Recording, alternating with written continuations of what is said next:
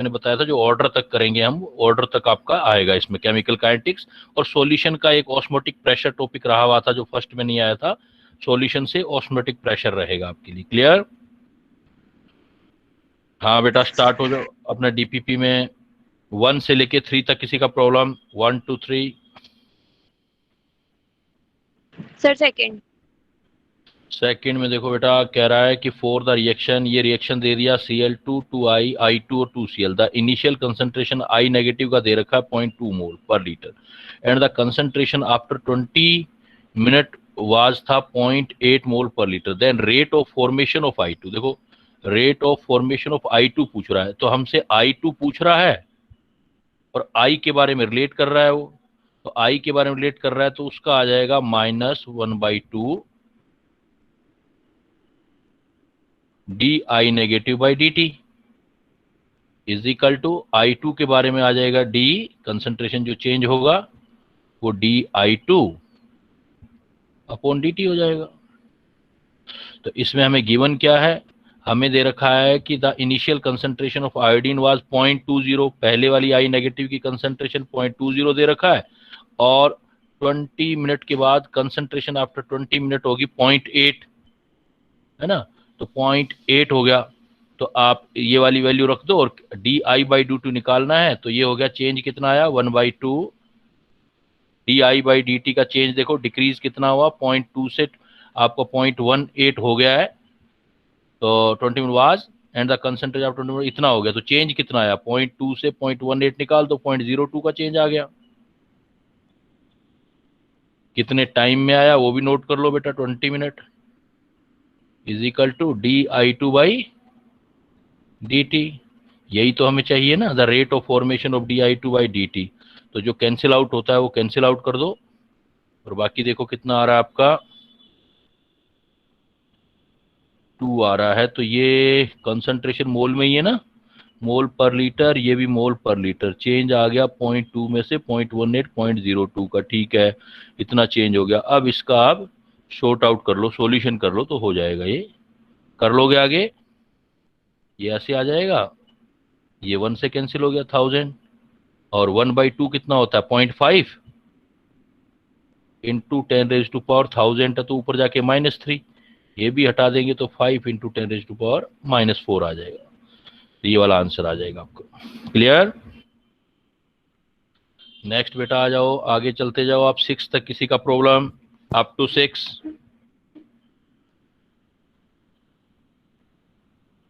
Up to 6 तक किसी का प्रॉब्लम बेटा? आवाज आ रही है ना मेरी? यस सर आ रही। हाँ 6 तक बेटा, किसी का 6 तक नहीं है? आगे चलो। सर सेवेंथ है। कोई बात नहीं बेटा, 6 से आगे है ना वो तो।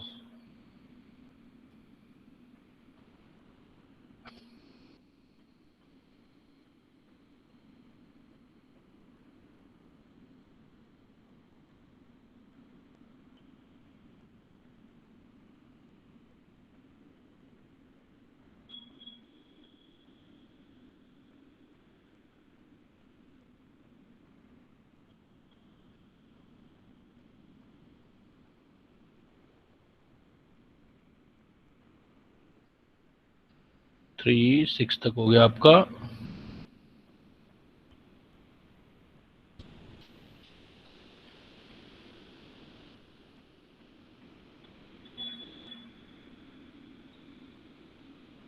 सेवन इधर होगा।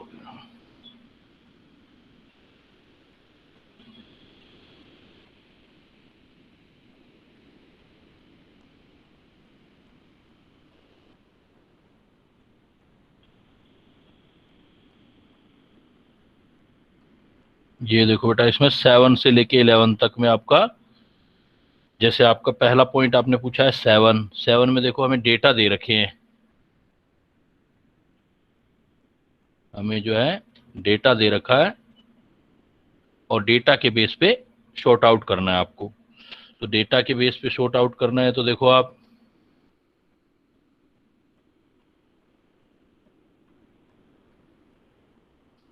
तो क्या क्या डेटा दे रखा है, ये COCH3 में कुछ आपको वैल्यूज दे रखी हैं।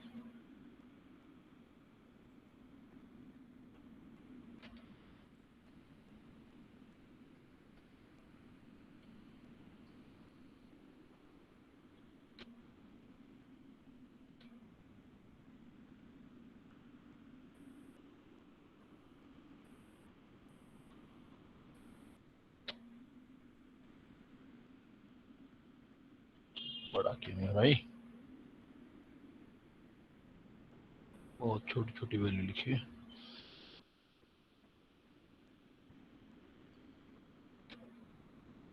तो हमारे पास देखो कुछ डेटा दे रखे हैं हमें, तो इनमें जो डेटा वाले प्रॉब्लम बनाए थे उससे होगा हमारे पास कि यहाँ पर जो आपका ये वैल्यू आ रहा है, इतना छोटा दिख रहा है, मुझे दिख नहीं रहा।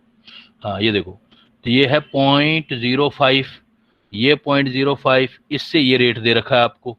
कहता है H प्लस आइन ये आ रहा है और B वाला ये आ रहा है। तो जैसे हमने पहले वाले किए थे उस टाइप से आप करते जाओगे। जब इसका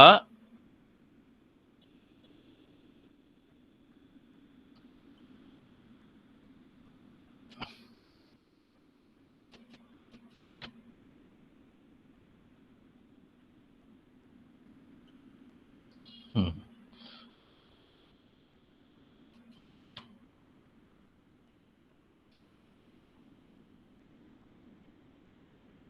ये डेटा आपके पास देखो। तो फर्स्ट डेटा में आपको क्या दिया हुआ है, कहता है पहला जो आपके पास है CH3CO CH3.3 था। तो पहला देखो CH3.3 था, तो पहला आपका यहाँ देख रहे हो ये 0.3 था। फिर आपने बाद में कितना 0.3 रखा, और इस टाइम पे देखो ब्रोमीन जो है वो 0.05 से 0.01 कर दिया, ये कांस्टेंट रखा, ये भी कांस्टेंट रखा, और ब्रोमीन के रिस्पेक्ट में निकाल लिया। तो सपोज ब्रोमीन के रिस्पेक्ट में एक्स ऑर्डर था, तो 0.05 से 0.1 डबल कर दिया आपने ब्रोमीन की कंसंट्रेशन। ब्रोमीन का कंसंट्रेशन डबल कर दिया, तो इधर देखो 5.7 इंटू 10⁻⁻⁴, 5.7 इंटू 10⁻⁴। तो रेट पे तो कोई फर्क ही नहीं पड़ा।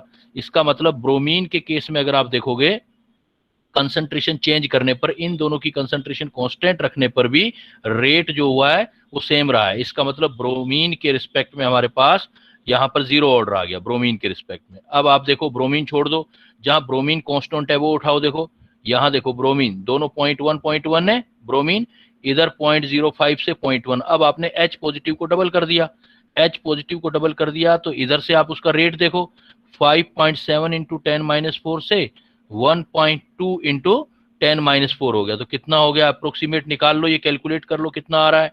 तो आपका कैलकुलेशन बन जाएगा आपके पास। तो यहाँ पर H पॉजिटिव के रिस्पेक्ट में अगर जितना टाइम हम इसको डबल करेंगे, तो ये भी हमारा रेट अगर डबल हो रहा है तो इसका मतलब फर्स्ट ऑर्डर हो जाएगा। अगर चेंज नहीं हो रहा है तो कोई फर्क नहीं पड़ेगा। दूसरा देखो आपका फर्स्ट वाले केस में देखो 0.3 से 0.5, और ये 0.1 से पॉइंट ये सब के ऑर्डर निकाल चुके हैं आप, 1 बाई 1 इक्वेशन आप करते गए। तो ब्रोमीन का तो जीरो आ ही गया था, तो ब्रोमीन तो छोड़ ही दो चाहे आप। तो आप इसको ले लो, देखो इसमें आप करोगे तो कैसे आएगा, ये 0.3 इधर हो गया 0.4, उसकी वैल्यू रख लो x, 0.3 से 0.4 x रख लो। अब x इसका वैल्यू रख लोगे और दोनों का रेट देख लो, देखो कितना है। और सपोज x ले लिया हमने किसके केस में, ये बहुत छोटा बहुत ज्यादा है।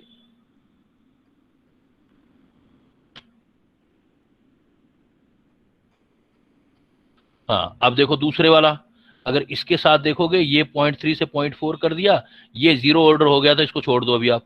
इधर देखो 0.1 से 0.2, और ये वैल्यू आ रही है आपकी 1.2 से 10⁻⁴ से 3.1। तो अप्रोक्सीमेट निकाल लेंगे हम। इधर जो हमारा कंसेंट्रेशन आ जाएगा ये 0.1 से 0.2, और इधर से जो आ जाएगा 1.2 से 3.1 आ रहा है, 1.2 से 3.1। तो 1.2 से 3.1, 1.2 से 3.1 इंटू कैलकुलेशन बना दो उसका 10⁻⁻⁴, ये भी 10⁻⁻⁴, ये आ गया था 0.1 से 0.2। एक इक्वेशन ये सपोज आपने ले लिया y, ये किसके ले लिया, H पॉजिटिव के रिस्पेक्ट में ले लिया आपने। तो H पॉजिटिव का जो एक डेटा ऊपर वाला देखा था आपने, जो ये और ये वाला H पॉजिटिव वाला डेटा, इसको देखो अब आप H पॉजिटिव वाला डेटा देखोगे,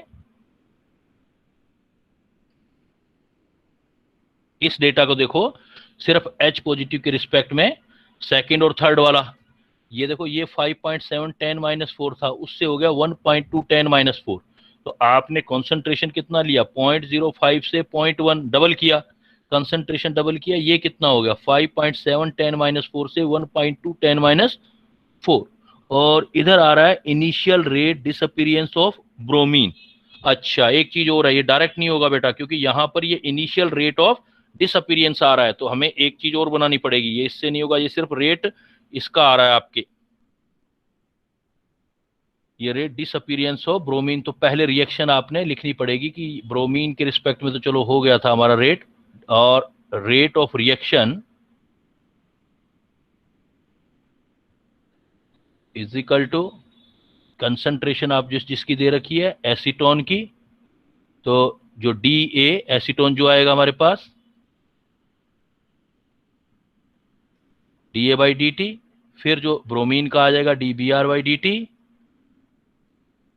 है ना, और तीसरा जो भी आपका H पॉजिटिव वाला D H positive by D T. तो इससे ये आपका अब ये आएगा। तो इसमें डेटा में चेक करो आप, डेटा थोड़ा सा मुझे इसका इस तरह का लग रहा है, एक तो छोटा है और एक ही कम लग रहा है मुझे। देखो यहाँ पर ये 0.3 0.3 0.1 0.1, ये देखो 0.05 से 0.1 आ रहा है, इधर आ रहा है 5.7 इंटू 10-4, और ये है initial rate disappearance of bromine. जो डिसअपीयरेंस ऑफ ब्रोमीन होगा वही रेट तो formation of H positive ion का भी होगा, रिएक्शन का रेट भी वही आएगा। लेकिन रिएक्शन का रेट देखो क्या दिया हुआ है, इधर दिया हुआ है 5.7 इंटू 10-4, यहां दे रखा है 1.2 10-4। तो ये 1.2 नहीं, इसका डबल आना चाहिए था, ये अप्रोक्सीमेट 11 होना चाहिए था। ये जो है ना, ये डाटा 11 के आसपास होना चाहिए, मतलब इसको डबल करूं तो ये भी डबल होगा, तब जाके फर्स्ट ऑर्डर रिएक्शन होगा। तो ये डेटा यहाँ कुछ प्रॉब्लम है, डेटा आपका ये वाला जो है ये उसका डबल होना चाहिए, तब H पॉजिटिव के रिस्पेक्ट में भी फर्स्ट ऑर्डर आएगा। तो ब्रोमीन के रिस्पेक्ट में 0 हो जाएगा, और H पॉजिटिव आयन के रिस्पेक्ट में फिर जितना बढ़ाएंगे उतना जाएगा फर्स्ट ऑर्डर। और ऐसा ही डेटा आप फर्स्ट एसीटोन के रिस्पेक्ट में देखेंगे तो वो भी आपका फर्स्ट ऑर्डर आ जाएगा। तो बी हटा दो, बाकी दोनों आ जाएंगे फर्स्ट ऑर्डर फर्स्ट ऑर्डर। तो ये डेटा जो है यहाँ ये 1 पॉइंट नहीं होगा, ये कुछ गड़बड़ लग रही है मुझे यहाँ पर, या पावर ठीक नहीं है लिखी हुई है यहाँ पर, तो उसको डबल लेना है उसका डेटा। कर लोगे? नेक्स्ट चलो बेटा 9 तक, 9 से यहाँ आ जाओ, Yes, 11 sir. तक देख लो, 9 आगे 11 तक।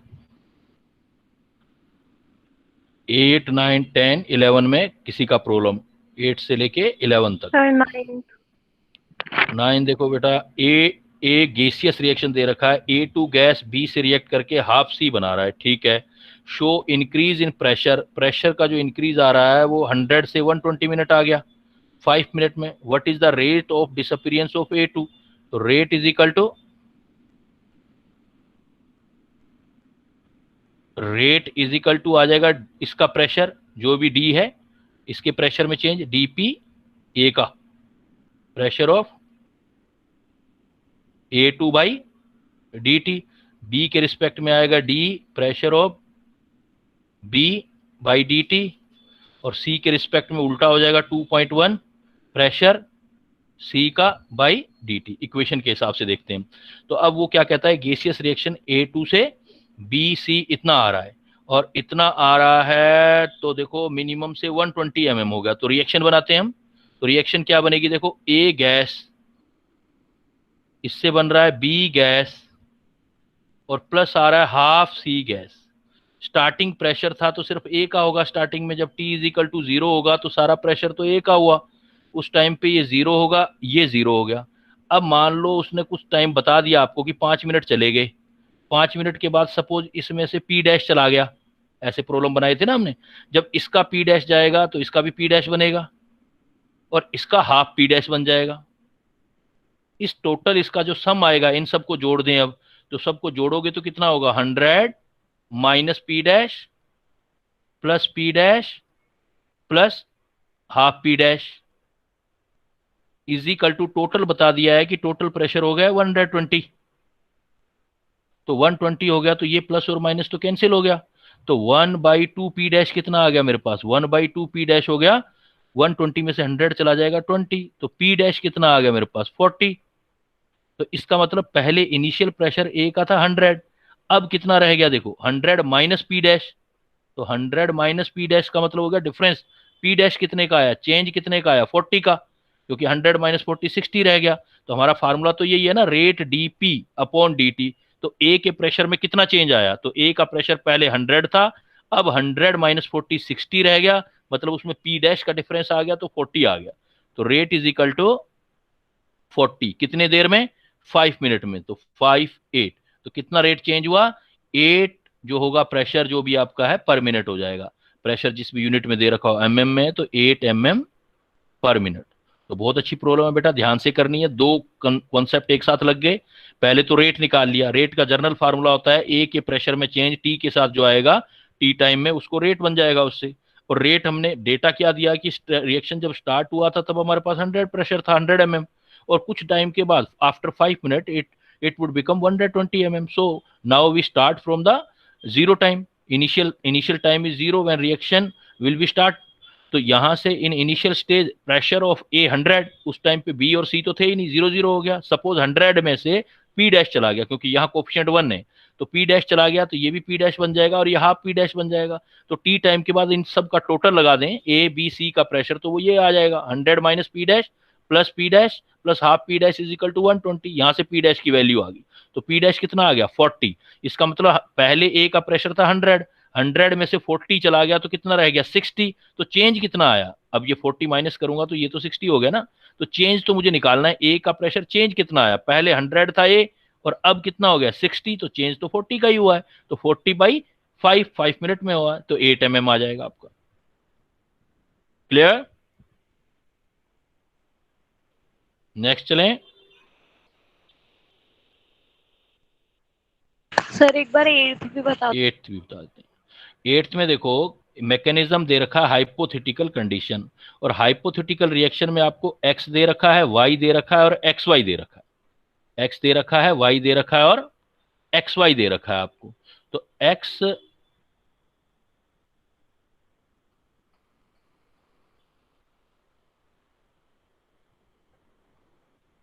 अगर ये एक्स दे रखा है, वाई दे रखा है, तो हमें क्या है कि जो रेट निकालेंगे वो तो स्लो स्टेप से निकालेंगे। तो स्लो स्टेप तो ये रहा हमारा, स्लो स्टेप के अकॉर्डिंग आप रेट निकाल लोगे। तो स्लो स्टेप के अकॉर्डिंग रेट निकालोगे तो रेट इज इक्वल टू क्या आएगा देखो, सपोज रेट कांस्टेंट आगे पीछे का कुछ भी ले लेते हैं, आगे K1 ले लिया, इधर K1 ले लिया, इधर K2 कर दिया, तो क्या आ जाएगा, जैसे क्वेश्चन बनाए तो थे ना हमने ऐसे, तो ये आ जाएगा आपका स्लो स्टेप में से रेट। और स्लो स्टेप के अकॉर्डिंग हमारे पास रेट आ गया, आगे का रेट आएगा K1 x और y2। आगे की तरफ बढ़ोगे, पीछे की तरफ बढ़ोगे तो वापस K2 xy और y। अब देखो आपकी जो रिएक्शन थी, रिएक्शन में x2 और y2 थे रिएक्टेंट, और प्रोडक्ट था xy। तो प्रोडक्ट रहने दो, xy रहने दो, y2 रहने दो, लेकिन x और y की वैल्यू निकाल के पुट कर दो। तो x और y की वैल्यू कहां से निकलेगी, जहां हमारे पास x और y की वैल्यू है वहां से हम निकाल देंगे इसको। तो x की वैल्यू यहां से निकल जाएगी, देखो ये x की वैल्यू, क्योंकि x2 is equal to x है, तो इस यहां से हम x की वैल्यू निकालेंगे, रेट ऑफ फॉर्मेशन को बराबर करके हम निकाल सकते हैं फास्ट वाली रिएक्शन से। तो फास्ट वाली रिएक्शन से निकालेंगे तो कितना आएगा देखो, इसका मतलब K1 कुछ भी ले लो, KX2 इज इक्वल टू ये भी x ये भी x, कोई K डैश ले लिया हमने, और x का स्क्वायर, हमें तो x की वैल्यू चाहिए ना, तो x की वैल्यू कितनी आ जाएगी हमारे पास, KX2 अंडर रूट में, KX2 अंडर रूट में, तो ये वैल्यू यहां रख देंगे। तो x की वैल्यू आप ये पुट कर दोगे, x की वैल्यू यहां पर आप पुट कर दोगे, तो x की वैल्यू पुट कर दोगे तो देखो आपके पास क्या क्या वैल्यू आ गई, बाकी वैल्यू सारी रख दो अब। तो x का वैल्यू कितना आया देखो, x2 की पावर हाफ, यहां आ गया x2 की पावर हाफ इधर है, तो x2 का पावर तो आ गया हाफ, x2 ये रहा। तो अगर मैं यहां लिख दूं तो x2 की पावर आ गई हाफ इधर से, ये वाली अंडर रूट वाली, और y2 ये रहा, ये y2 की वैल्यू आ रखी है, y2 का ऑर्डर देखो कितना आ रखा है 1, तो x2 का आ गया 1 आ गया। तो आप इसमें बाकी चीजें छोड़ दो, x1 और x और y के लिए तो चाहिए हमें। तो x2 y2 के रिस्पेक्ट में फर्स्ट ऑर्डर आ गया, x2 के रिस्पेक्ट में हाफ आ गया, टोटल ऑर्डर हमारा 1.5 हो जाएगा। x और y के रिस्पेक्ट में आपने लिखना है। तो जो आपका स्लो स्टेप है उसमें आप जो वेरिएबल चाहते हो वो वेरिएबल वहां रख दो आप। तो वेरिएबल से आपके पास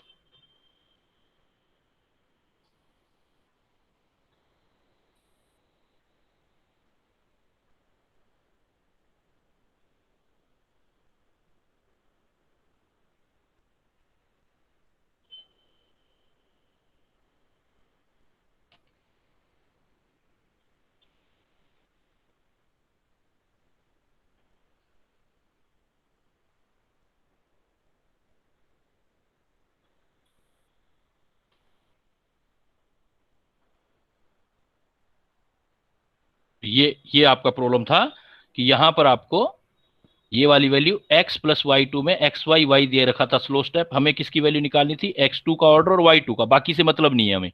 तो x2 और y2 का जरूरी नहीं है कि सारा ही सोल्व करें हम, पूरा सोल्व करने का कोई रिक्वायरमेंट नहीं है, हमारे पास x y2 x y और y है। तो यहां से हमने एक जर्नल रिएक्शन लिख के उसमें x की वैल्यू रख दी, या आपको सिर्फ स्लो स्टेप उठाना है तो x और y2 का वैल्यू रख दो सीधा। और शॉर्टकट करना है तो देखो आप सीधा ऐसे कर सकते थे, x हमारे पास क्या था x plus y2, slow step तो यही है ना हमारे पास, x और y2, इधर जो कुछ भी बना है आगे की रिएक्शन रहने दो एक्स वाई प्लस वाई। तो आप सिर्फ ये रिएक्शन स्लो स्टेप है, स्लो स्टेप में आप सिर्फ ये रिएक्शन उठाओ फर्स्ट वाली। तो आप ये बोल सकते हो रेट इज इक्वल टू के जो भी है x एंड y2। तो y2 तो सोल्व हो गया आपका, क्योंकि y2 तो रिएक्टेंट था, ये देखो y2। अब x नहीं था तो x की वैल्यू निकालनी है, तो x देखो यहां भी है और ऊपर वाले में भी है, लेकिन ऊपर वाले में सिर्फ x है। तो x into x, x square is equal to x2 आ जाएगा। तो x ये मैंने जो किया, तो मैंने क्या लिखा x into x, x square into x2 constant के साथ। तो x की वैल्यू कितनी आ गई अंडर रूट x2, तो यहां ये वैल्यू रख दी मैंने। फिर k एक्स की वैल्यू कितनी आ गई, कोई भी कांस्टेंट फिर रख दिया, कोई कोई भी रख दो, के डैश, इनकी ज्यादा मतलब पता, इनका ज्यादा मतलब नहीं रखते हम। x2 का अंडर रूट आ गया और y2 आ गया। तो हमारे पास देखो जो रिएक्टेंट है वो सारे आ गए, x2 भी आ गया y2 भी आ गया। x2 की पावर कितनी आई, अगर ऑर्डर निकालूंगा x2 के रिस्पेक्ट में हाफ आ गया, और y2 के रिस्पेक्ट में देखो 1 आ गया ऊपर। तो टोटल ऑर्डर निकालोगे तो x2 के रिस्पेक्ट में हाफ, y2 के रिस्पेक्ट में 1, तो 1 प्लस हाफ रख देंगे, तो 1.5 कर दोगे। तो इसमें आप मतलब इस रिएक्शन को स्लो स्टेप वाले से निकाल लोगे। y2 गिवन था, x गिवन नहीं था, x इंटरमीडिएट था, ऊपर वाली इक्वेशन से निकाल लिए।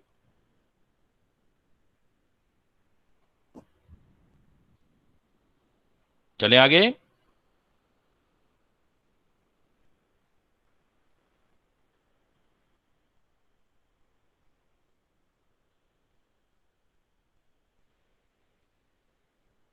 फिर आ जाओ बेटा इसमें आप,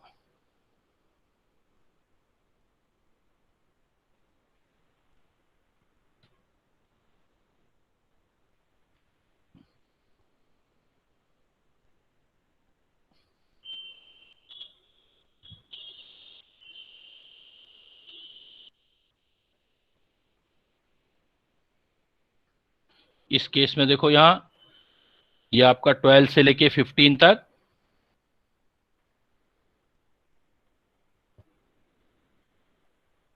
सर 12 का आंसर ही मैच नहीं कर रहा। 12 वाले का आंसर मैच नहीं कर रहा। ये देखो यहीं से ऊपर से देख लेते हैं अपने, initial rate of formation of D दे रखा है। अब ये ध्यान रखना, ये इनिशियल रेट डी दे रखा है, इनिशियल रेट डी दे रखा है, और इधर जो चेंज हो रहा है वो ए की कंसंट्रेशन है, इधर बी की है। तो पहले आप ए की कंसंट्रेशन बी की कंसंट्रेशन है तो रिएक्शन का रेट कैलकुलेट कर लो। तो रेट सबके रिस्पेक्ट में कितना आएगा, जैसे during the kinetic study of 2a के रिस्पेक्ट में, तो ये आ जाएगा -1/2 dA/dt, जो रेट आएगा ए के रिस्पेक्ट में। और डी के रिस्पेक्ट में आ जाएगा सीधा डी बाई टी टी। हमें दे रखा है रिस्पेक्ट किसका, देखो initial rate of formation of D, ये डी का दे रखा है, तो डी से हमें रेट आ जाएगा, और रेट हमें किसका निकालना है, disappearance of D A by D T निकालना है। तो डी बाई डी टी से पहले ए के रिस्पेक्ट में चेक कर लो आप, ए के रिस्पेक्ट में ऐसे चेक करो जहां बी कांस्टेंट कर रहे हो आप। अगर बी कांस्टेंट है तो देखो बी यहां कांस्टेंट है, ये बी 0.1, यहां भी बी 0.1, तो बी छोड़ के ए चेक करो, देखो यहां 0.1, यहां आपने लिया है 0.1 और 0.1 से कर दिया 0.4, तो 4 टाइम इंक्रीज कर दिया ना। 4 टाइम इंक्रीज करने पे अब ए का रेट निकाल लो, देखो तो जो डी का निकालोगे तो रिएक्शन का रेट निकालोगे तो क्या डी के रिस्पेक्ट में निकालेंगे तो ये कितना आ रहा है, देखो फर्स्ट देखो 6 इंटू 10-3 आ रहा है, और यहां आ रहा है 2.4 इंटू 10-2, तो पहले आ रहा है आपका 6 इंटू 10-3, और दूसरे में आपका जो रेट आ रहा है वो आ रहा है 2.4 इंटू 10-2। तो बेटा इसको भी तो मैं लिख सकता हूं, इसको क्या लिख सकते हैं 24 इंटू 10-3, क्योंकि डिजिट है ना, ध्यान से करना। तो अब देखो अब क्लियर हो गया, ये था 6 इंटू 10-3, अब हो गया 24 इंटू 10-3, तो कितने पे चला जाएगा, 6×4 = 24, मतलब 4 टाइम हो गया। 4 टाइम का मतलब ये इसका 4 टाइम हो गया, तो 2 का स्क्वायर हो गया, 2 का स्क्वायर हो गया तो सेकंड ऑर्डर आ गया। तो अब ए के रिस्पेक्ट में हमारे पास कितना आ गया, सेकंड ऑर्डर। अब बी के रिस्पेक्ट में देखो, जहां ई एक जैसा दे रखा वो छोड़ दो, देखो ए किसमें दे रखा है 0.3 इधर 0.3 इधर, ए छोड़ देते हैं, सिर्फ बी देख लेते हैं। बी देखो 0.2 से 0.4 हो रहा है, डबल कर रहे हो आप, ये 0.2 से 0.4 कर रहे हो, ये देखो कितना आ रहा है, कितना हो गया देखो 7.2 इंटू 10-2 था पहले, और दूसरे वाला कितना कर दिया है देखो 2.8 इंटू 10⁻⁻1। तो इसको भी अगर मैं 10 से मल्टीप्लाई और 10 से डिवाइड कर दूं तो ऊपर वाला तो 7.2 इंटू 10-2 हो जाएगा, और इसको भी 10 से मल्टीप्लाई और 10 से डिवाइड कर दो, तो 10 से मल्टीप्लाई करूंगा तो ये 28 हो जाएगा, 28.8 इंटू 10-2। तो ये भी तो अप्रोक्सीमेट देखो कितने पे चला गया है, ये भी तो आपका 4 पे चला गया, 7×4 = 28, ये आपका 4 पे चला गया। तो मैंने पहले देखो इसकी कंसंट्रेशन, पहले देखो 0.1 से 0.4 4 टाइम किया था, तो ये भी 4 टाइम आया था, हाँ ये 4 टाइम किया था ना हमने, ये भी 6/4 किया था, तो जितना ये बढ़ाया उतना ये बढ़ गया, तो फर्स्ट ऑर्डर आ गया ये। तो ये तो हो गया पहले वाला आ गया फर्स्ट ऑर्डर, जितना ये बढ़ाओगे, कंसंट्रेशन 4 टाइम किया, रेट भी 4 टाइम हो गया, 6×4 = 24। तो ए के रिस्पेक्ट में तो आ गया ऑर्डर फर्स्ट, बी के रिस्पेक्ट में देखो ए कांस्टेंट कर दिया, ये देखो बी डबल किया तो रेट हो गया 4 टाइम, ये तो मैंने डबल किया था इधर, और ये 4 टाइम हो गया, मतलब 2 का, ये डबल किया 2 का पावर 1, ये 4 का मतलब 2 का पावर, सपोज एक्स ले लो 2 का पावर 2, तो ये सेकंड ऑर्डर हो गया। तो बी के रिस्पेक्ट में सेकंड ऑर्डर और ए के रिस्पेक्ट में फर्स्ट ऑर्डर, तो फर्स्ट ऑप्शन आ जाएगा आपका। बाकी आप वो वैल्यू रख करके भी कैलकुलेट कर सकते हो, वैसे तो सीधा ही दिख रहा है। अगर मैं ए को कांस्टेंट लेके बी को कांस्टेंट लेके ए 4 टाइम करता हूं तो रेट भी 4 टाइम होता है, इसका मतलब फर्स्ट ऑर्डर हो गया ए के रिस्पेक्ट में। अब ए को कांस्टेंट कर देते हैं 0.3 और बी को डबल करते हैं 0.2 से 0.4, तो रेट भी 7.2 10-2 से, ये वैल्यू अगर सही तरीके से सोल्व करोगे तो आप देखोगे 4 टाइम आ जाएगी। तो 4 टाइम आ गई, ये तो डबल किया था मैंने, लेकिन ये 4 टाइम हो गया, 4 टाइम का मतलब 2 का स्क्वायर हो गया, 4 का मतलब 2 का स्क्वायर, तो ये सेकंड ऑर्डर हो गया। तो बी के रिस्पेक्ट में सेकंड ऑर्डर, ए के रिस्पेक्ट में फर्स्ट ऑर्डर। नेक्स्ट चलो बेटा 15 तक, और सर 13 बता दो ना क्वेश्चन। 13 में देख लो बेटा, इन रिएक्शन ए प्लस बी से प्रोडक्ट बना रहे हो। अब देखो क्या कह रहा है, कहता है rate is double when concentration B is double. अगर बी की कंसंट्रेशन में डबल कर रहा हूं तो रेट भी डबल हो रहा है, तो उसी फोल्ड से चल रही है रिएक्शन। अगर किसी का कंसंट्रेशन डबल करके रेट भी डबल करते हैं तो फर्स्ट ऑर्डर हो गया। तो इसका मतलब एक चीज तो क्लियर हो गई कि जो rate is double when concentration of B is double, तो बी डबल करने पर रेट डबल हो रहा है, तो बी का फर्स्ट ऑर्डर आ गया, बी क्लियर हो गया। अब आ जाओ इधर, and rate increase by a factor of 8 when the concentration of both the reactant are double. अगर हम दोनों की कंसंट्रेशन डबल कर देते हैं, तो दोनों की डबल कर रहे हैं कंसंट्रेशन, तो रेट कितना हो रहा है देखो, हम दोनों की डबल कर रहे हैं, तो मान लो हमारे पास दोनों का डबल करने पर 8 टाइम हो रहा है, तो ऐसे लिख सकता हूं ना इसको, ये थोड़ा ट्रिकी है क्वेश्चन, इसको ऐसे लिख दो, पहले रेट था सपोज R1 और ए की कंसंट्रेशन थी ए पावर एक्स और बी की कंसंट्रेशन थी बी और पावर वाई। अब रेट हो गया है डबल 8 टाइम, रेट कर दिया मैंने 8 टाइम कर दिया। कब? जब मैंने ए की कंसंट्रेशन भी डबल कर दी 2a का पावर x, और बी की कंसंट्रेशन भी डबल कर दी 2b का पावर y। ठीक है, अब सोल्व कर लेते हैं। इसको सोल्व करोगे तो ये कितना आ जाएगा 1/8। 1/8 का मतलब 1/2 का पावर 3 इधर हो गया। इधर देखो 1/2 का पावर x इंटू 1/2 का पावर y, तो x प्लस y का सम आ गया मेरे पास 3। टोटल ऑर्डर थर्ड हो गया। लेकिन आपने ये तो पहले ही बता दिया था कि b फर्स्ट ऑर्डर है, तो b मतलब y की वैल्यू फर्स्ट ऑर्डर है, तो x plus first is equal to 3। तो x की वैल्यू कितनी आ गई 2। तो इस डेटा से ये पता लग रहा है कि a के रिस्पेक्ट में सेकंड ऑर्डर है और b के रिस्पेक्ट में फर्स्ट ऑर्डर, वो पहले ही कर दिया। तो अगर आपको दोनों में चेंज दिखा रहा है तो दोनों चेंज रख लिया करो, आप रेट कंपेयर करने के लिए दोनों चेंज आप रख लोगे, तो उससे आपको दोनों की वैल्यू आ जाएगी। क्लियर? चले आगे। नहीं जिसका क्लियर हो फिर सुन लो बेटा। बी पहले क्लियर हो गया कि बी को डबल कर रहे हैं, रेट डबल हो रहा है, तो बी डबल होने पे रेट डबल हो रहा है, तो बी के रिस्पेक्ट फर्स्ट ऑर्डर हो गया, क्लियर हो गया। अब कहता है ए और बी दोनों की कंसंट्रेशन डबल कर रहे हैं, when the concentration of both the reactant and A B double then factor of 8 increase by rate increase by 8। तो दोनों की डबल करने के लिए पहले मैंने सोचा रेट आर था, ए की कंसंट्रेशन ए थी, बी की कंसंट्रेशन बी थी, और इसका पावर ऑर्डर मुझे नहीं पता एक्स था, बी का नहीं पता वाई था। लेकिन जैसे ही ए को 2a किया और बी को 2b किया, तो 2a की पावर x 2b की पावर y, तो रेट हो गया 8। मतलब यहां से कैंसिल करूंगा तो ये 1/8 का मतलब 1/2 का पावर 3 आ गया। ये a से a कैंसिल होगा तो 1/2 का पावर x आ गया इंटू 1/2 का पावर y आ गया। अब मैंने पावर कंपेयर कर ली, यहां 1/2 का पावर 3 है, यहां 1/2 का x और इंटू 1/2 का y, तो x प्लस y का सम आ गया 3, जिसमें से y जो है b का ऑर्डर है, जो पहले ही पता कर चुके हैं, वो फर्स्ट ऑर्डर है, तो y की वैल्यू फर्स्ट आ गई, टोटल दोनों का सम 3 आ गया, तो x का भी निकला, x सेकंड ऑर्डर आ गया। इसलिए हम क्या कहेंगे, a के रिस्पेक्ट में सेकंड ऑर्डर, b के रिस्पेक्ट में फर्स्ट ऑर्डर। क्लियर? रिस्पॉन्स करते जाओ बेटा, पता लगता जाए मुझे। यस सर, क्लियर हो गया। नेक्स्ट चलो बेटा, फिर आगे 15 तक किसी का। सर 14। 13, ये बेटा 13 ही तो बताया मैंने अभी। 14 14 14 कह रहा है consider the graph given in figure, ये ग्राफ दे रखा है हमें, कहता है कि ये and which of the following option does not show instantaneous rate of reaction. देखो मैंने आपको एक डिफाइन किया था, मैंने क्या बताया था, इंस्टेंटेनियस रेट क्या होता है, जैसे भी कोई मान लो चेंजिंग दे रखी है कंसंट्रेशन की, तो जिस पॉइंट पर आप देखते हो वहां एक लाइन खींच दो, उसका जो स्लोप होता है वो इंस्टेंटेनियस रेट होता है। स्लोप जो आएगा वो आपका इंस्टेंटेनियस रेट आएगा। तो जो लाइन के साथ साथ दिखाई दे रहे हैं पॉइंट, ये देखो ये लाइन है आपके पास, ये सीधी लाइन जा रही है, देखो ये स्ट्रेट लाइन, इस स्ट्रेट लाइन पे जो जो पॉइंट आते जाएंगे वो आपको इंस्टेंटेनियस रेट दिखाएंगे। जैसे ये वाला इंस्टेंटेनियस रेट है, जहां जहां इस पॉइंट पर आप इस ग्राफ को टच करते जा रहे हो वो इंस्टेंटेनियस रेट है, जहां टच नहीं कर रहे हो वो इंस्टेंटेनियस रेट नहीं है। तो at 40 second consider the graph which given figure which of the following option does not show instantaneous of rate of reaction at 40। ये देखो ये रहा 40, ये 40 सेकेंड पर, 40 सेकेंड में जो इस पॉइंट के साथ जितने भी आ रहे हैं, इस लाइन के साथ जितने भी आ रहे हैं वो सारे इंस्टेंटेनियस रेट हैं। जो इस लाइन पे नहीं आएगा वो इंस्टेंटेनियस रेट नहीं है। तो पहला देखो, पहला आ गया, ये है आपका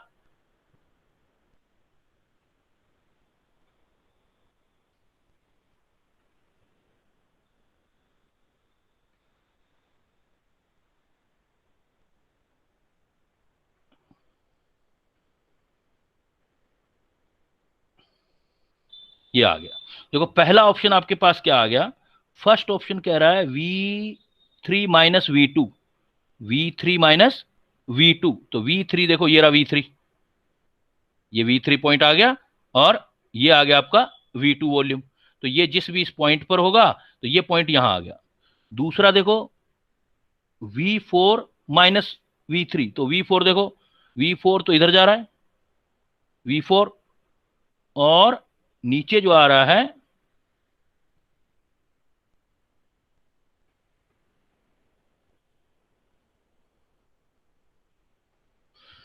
ये आ गया आपका V4 माइनस V2 बी वाला, तो V4 ये रहा V4, और ये V2, फिर तीसरा देखो, मतलब हमारा पॉइंट क्या आएगा, जहां V3 वाला पॉइंट आपको दिखता हो, V3 वाला एक, तो वहां से कर सकते हो आप। फिर आपके पास आ गया V3 माइनस V2, ये आ गया V3 वापस। फिर देखो आपके पास आ गया V3 माइनस V1। तो जहां पर भी V3 वाला पॉइंट आएगा, उस लाइन पर जितने भी पॉइंट आएंगे वो रिप्रेजेंट करेंगे, और जिसमें V3 नहीं दिख रहा आपको, क्योंकि पॉइंट ये आ रहा है, V3 नहीं दिखाई दे रहा है, वो हटा दोगे आप। तो V3 इसमें नहीं है, देखो V4 माइनस V2 है। तो इंस्टेंटेनियस रेट जो होगा, जो भी हम एक लाइन खींचते हैं, जो भी ग्राफ आता है, कैसा भी ग्राफ आ जाए, सपोज ऐसे ग्राफ आ गया, ये पॉइंट खींच लिया, तो इस पॉइंट पर, इस लाइन पर जितने भी पॉइंट आएंगे वो इंस्टेंटेनियस रेट देंगे। जो इस पॉइंट पे नहीं आएगा, अब सपोज ये पॉइंट V3 पे आ रहा है, तो जो जो ऑप्शन है उसमें V3 आएगा वो सारे हो जाएंगे, जो V3 नहीं आएगा वो नहीं होगा इंस्टेंटेनियस रेट।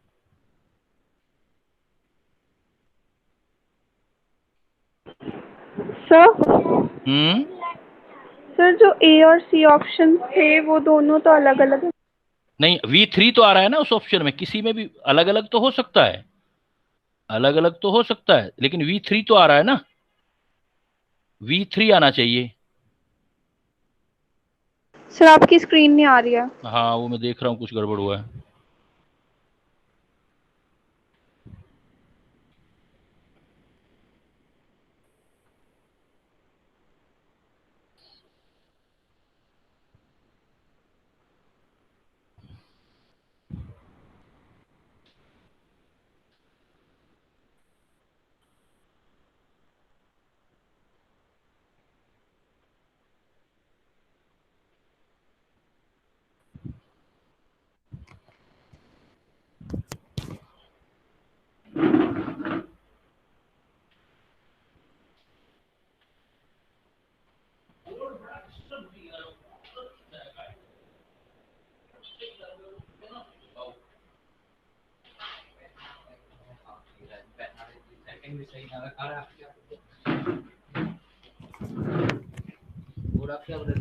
हम्म।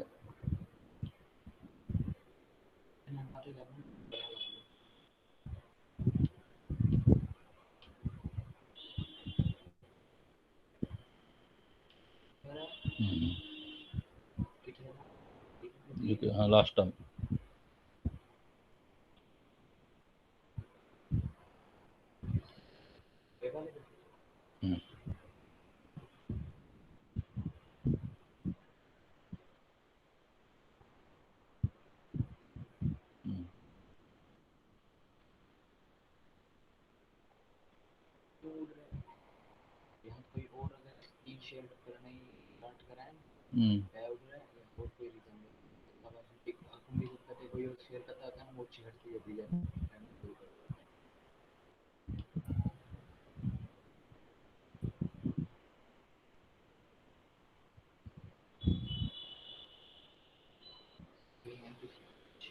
हाँ बेटा, हेलो, किस सवाल की, माइक दोबारा करो।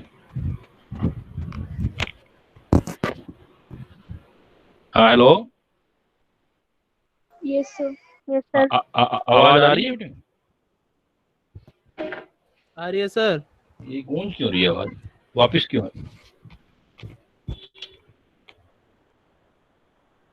हेलो हेलो, वापस कहाँ वाले हो? गूंज नहीं रही आ रही है। कहाँ? लेकिन हटा नहीं तो यूं छुड़ा है ना, एक प्रॉब्लम पसंद कर लिया। वाला है, अच्छा।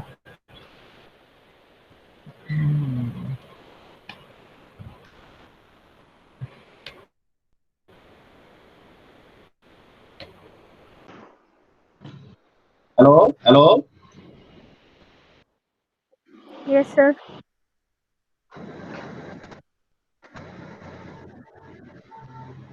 हेलो। हाँ हेलो। हाँ सर, 3 डिवाइस है आपके। हैं? फोन भी कनेक्ट कर रखा आपने? फोन नहीं, इसके साथ फोन नहीं है मेरा। आवाज आवाज ऐसे हो रही है ना, इको हो रहा है। सर 2 डिवाइस में नहीं, आवाज आ रही है। हाँ ये दो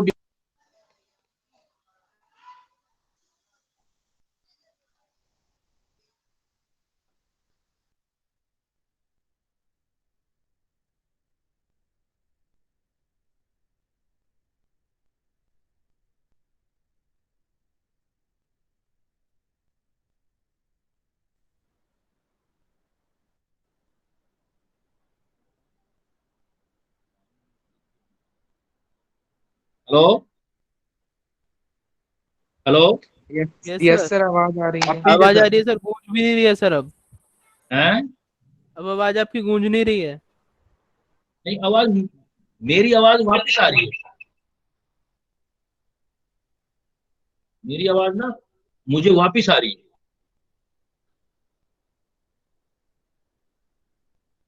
सर एक बारी ना बिल्कुल एग्जिट होके दोबारा रिज्वाइन कीजिए।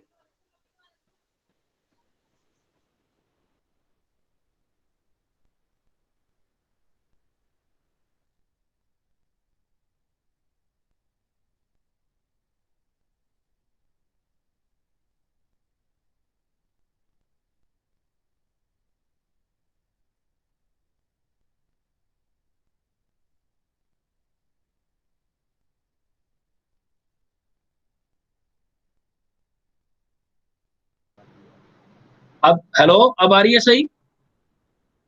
सही आ रही है सर। हाँ।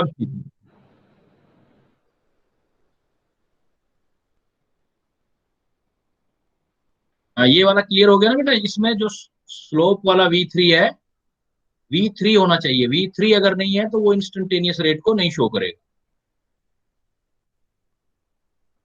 यहाँ पर जिस ऑप्शन में V3 आएगा वो सही, V3 नहीं आएगा तो वो सही नहीं है। सर हाँ, सर बट फर्स्ट ऑप्शन में भी तो V5 माइनस V2 दिया हुआ है। फर्स्ट ऑप्शन के अंदर, लेकिन बड़ा बड़ा कर देता हूँ मैं इसको एक मिनट।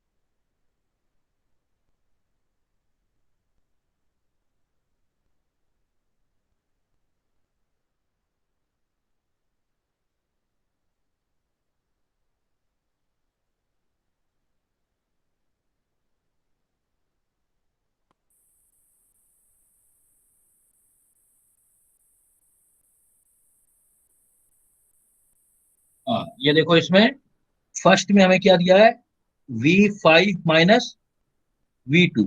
दूसरे में दिया है V4 माइनस V2। तीसरे में दिया है V3 माइनस V2। और डी में दिया है V3 माइनस V1। आपको देखना किस पर है, 40 वाले पे देखना था ना। ये रहा 40 पर ये वाला जो पॉइंट आया है, ये आपकी स्लोप की लाइन आई है, यहां तक गई है। इस पॉइंट पे जहां भी लग रहा है, देखो ये V5 आ गया, इस पॉइंट पर इस लाइन को टच कर रहा है, V5 कर रहा है। लेकिन V4 देखो आगे जा रहा है, V4 आगे चला गया। और V3 देखो इसी को टच कर रहा है। फिर यहां देखो V2, ये V2 आ गया। और ये वाला V1 आ गया। तो यहां पर देखो पहला आपका V5, ये आ गया V5 यहां पर। और V5 से चले आओ आप V2। V2 का वॉल्यूम कहाँ है आपका, 40 पर देखना है आपको, ये 40 पर। तो इस पर ये लाइन आ गई, तो V2 और V5। फिर देखो उसमें आपका V5 की वैल्यू देखो इधर 50। और V2 की वैल्यू देखो इधर, ये रहा V2। V2 का वैल्यू 30, ये रहा V5 माइनस V2, 50 माइनस 30। अब आ जाओ बी वाले में V4। V4 देखो आपका ये आ गया V4। V4 V4 यहाँ जा रहा है 50। और V4 से V2। लेकिन एक चीज देखो आप, यहाँ V2 जो था वो आपने यहाँ से लिया था V2, तो 30 ओके है, क्योंकि इस लाइन पे ये स्लोप वाली लाइन तो यही ले रहे हो ना आप। स्लोप वाला लाइन तो यही वाला, ये वाला लाइन है। लेकिन ये आगे क्रॉस हो गया देखो, 4 यहाँ चला गया। V4 यहाँ होता तो यहाँ वाला डेटा होता, लेकिन यहाँ तो डेटा दे ही नहीं रखा हमें V4 वाला। तो जो V4 लिया हुआ है आपका, V4 और V2 में, तो V4 नहीं ले सकते, क्योंकि V4 की नीचे वाली डेटा सही नहीं है। V4 नीचे देखो 50 दे रखा है, लेकिन V4 50 है नहीं। V4 तो इस पॉइंट पे 50 नहीं है, इस पॉइंट पे 40 और 50 के बीच में कुछ है। इधर V3 वाले में आओगे, V3 माइनस V2 देखो, V3 40 पे, V3 40 पे, V2 किस जहां स्लोप पे जा रहे हो 30 पे, ये 30 पे आ गया। डी वाले में देखो V3 कितने पे, 40 पे, ये रहा V3 40 पे। तो दोनों चीजें मैच करनी है, इधर से भी और इधर से भी। उस लाइन के लिए ये दोनों गैप निकालने हैं, इधर वाला गैप और इधर वाला, लेकिन मैच करना चाहिए इन डेटा से। तो ये जो आपका V4 है, V4 V4 जिस लाइन पे टच कर रहा है वहां पर आपकी वैल्यू 40 और 50 के बीच, मतलब 45 होनी चाहिए। अगर 45 होता यहाँ, देन हम ये कह देते सही, लेकिन यहाँ पर 50 लिखा हुआ है जो आगे चला गया, तो मैच नहीं कर रहा है इस ग्राफ से ही डेटा। क्लियर? Yes sir. हो गया ये। नेक्स्ट चलें। Yes sir. तो ये बेटा जो हमारी थी ऑर्डर के रिस्पेक्ट में, ये सारी चीजें थी। अभी हम बात कर रहे थे पिछली क्लास तक फर्स्ट ऑर्डर।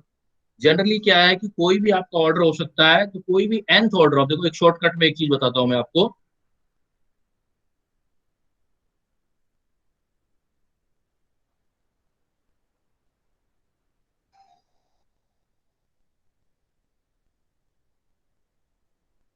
सपोज हमारे पास कोई सा भी ऑर्डर आ जाए, हमारे पास nth ऑर्डर आ जाए, nth ऑर्डर मतलब n1 0 हाफ, कोई भी ऑर्डर आ जाए, तो आप डायरेक्ट जो है इस फार्मूले से निकाल सकते हो। के T is equal to 1/n-1, 1/, किसी भी रिएक्टेंट की कंसंट्रेशन टी टाइम पर और किसी भी रिएक्टेंट का कंसंट्रेशन इनिशियल स्टेज पर 0 टाइम पर। तो इससे आप डायरेक्ट निकाल सकते हो। लेकिन ये क्या होगा, इसकी कुछ लिमिटेशन होगी, क्योंकि हमारे सिलेबस में 0 ऑर्डर और फर्स्ट ऑर्डर कभी कभार सेकंड ऑर्डर पूछ लेता है। तो इसमें क्या होगा, ये तभी होगा if initial concentration of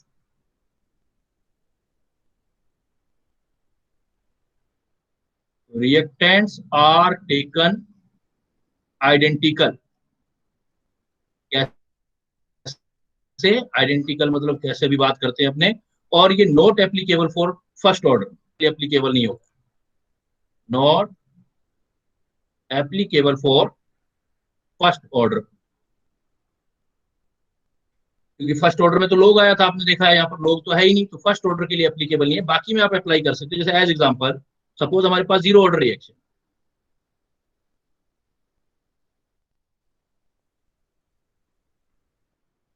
zero order का काइनेटिक्स करना है हमने। तो सपोज ये कोई ए रिएक्टेंट है और ये प्रोडक्ट बना रहा है, काइनेटिक्स 0 ऑर्डर को फॉलो कर रही है। स्टार्टिंग में जब टाइम 0 था, रिएक्शन स्टार्ट हुई, तो इनिशियल कंसंट्रेशन ए था, या उसको हमने बोल दिया ए की कंसंट्रेशन 0 टाइम पर A0 थी। उस टाइम पे प्रोडक्ट था ही नहीं 0। टी टाइम के बाद सपोज कुछ प्रोडक्ट बन गया, तो ए में से एक्स चला गया, तो ये रह गया A-x और ये बन गया एक्स।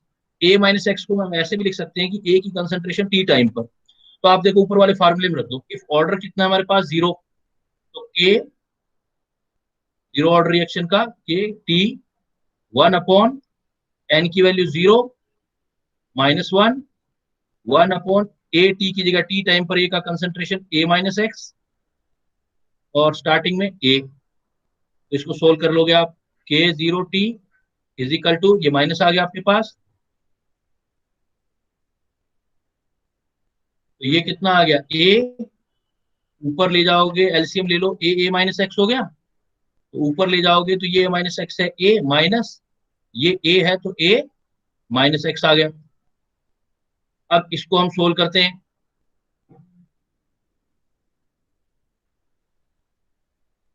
अब इसको हम अगर सोल्व करेंगे,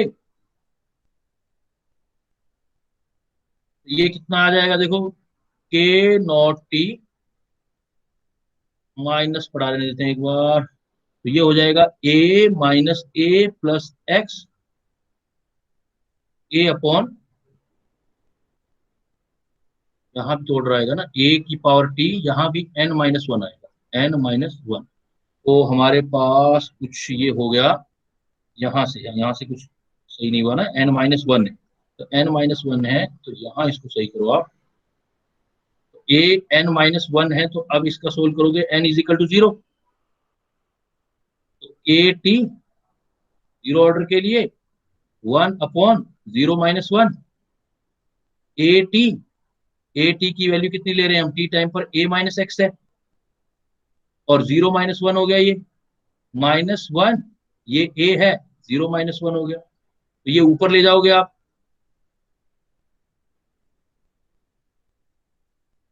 ये हो जाएगा a - x,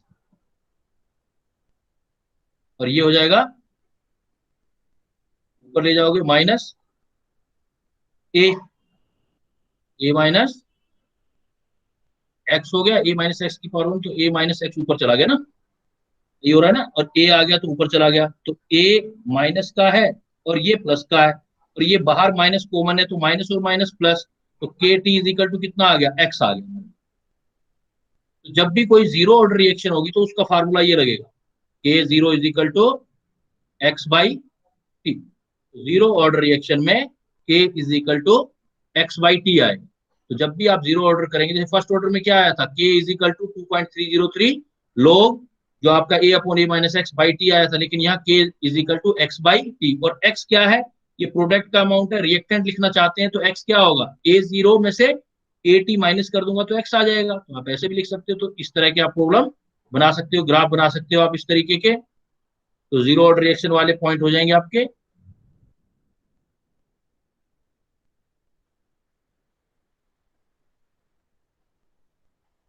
it means suppose आपको जीरो ऑर्डर रिएक्शन में देखना है, तो नेट रिजल्ट देखने हैं, result in zero order reaction. तो सबसे पहली बात देखो, रिएक्टेंट कैसे चेंज होता है, since rate is equal to rate constant K0, A की कंसंट्रेशन पावर का ऑर्डर 0, तो इसका मतलब इसका रेट जो होगा वो हमेशा K0 कांस्टेंट के बराबर होगा। तो ऐसा ग्राफ जब भी खींचोगे आप, जीरो ऑर्डर रिएक्शन की पहचान होगी कि उसका रेट जो होगा टाइम के साथ, कितना ही टाइम होता जाए लेकिन रेट फिक्स चलेगा, जिस रेट से रिएक्शन स्टार्ट होगी उसी से चलती जाएगी, और उसकी वैल्यू जो होगी वो K0 के बराबर होगी। तो कंसंट्रेशन पे डिपेंड ही नहीं करेगा रेट, जीरो ऑर्डर रिएक्शन में रेट जो होता है रिएक्शन का कंसंट्रेशन पे डिपेंड नहीं करता है। It mean in zero order reaction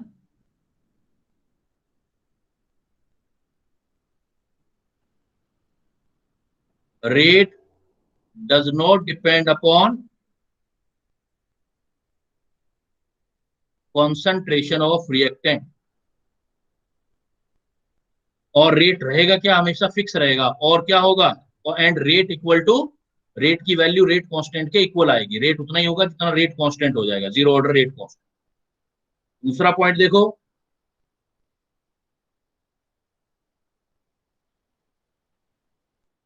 दूसरा पॉइंट देखते हैं हम, फर्स्ट ये पॉइंट आ गया, सेकंड पॉइंट देखो, सपोज आप इसकी ए की कंसंट्रेशन के लिए ग्राफ बनाते हो, आपको ग्राफ बनाना है ए की कंसंट्रेशन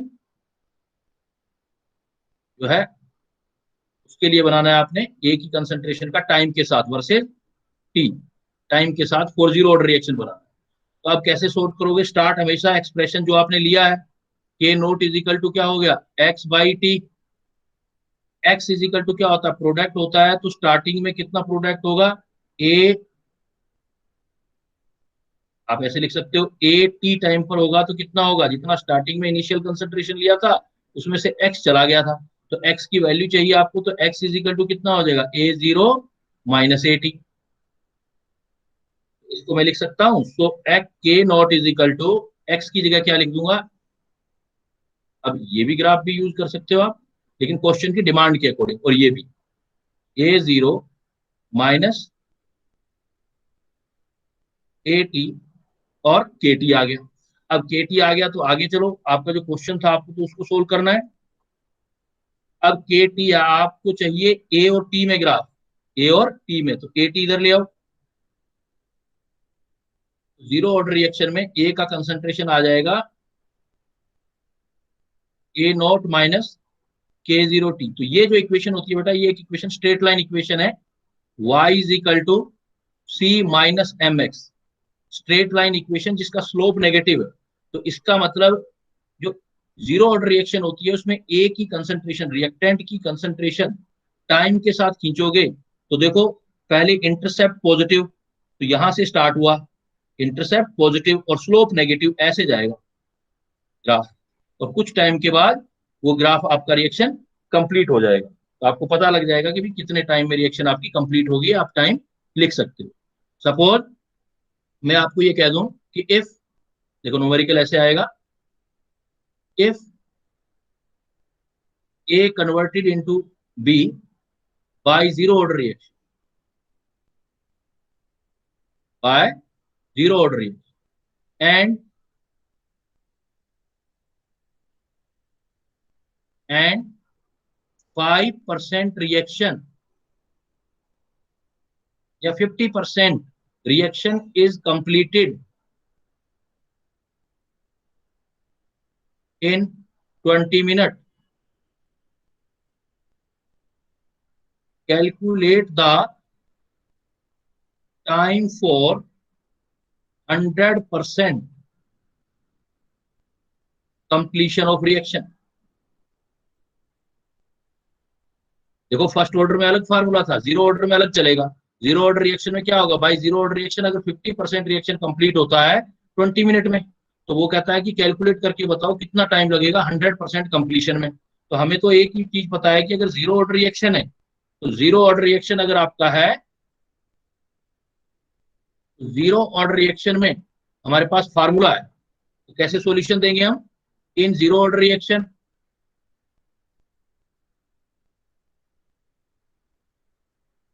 थोड़ा सा ऊपर कर दीजिए।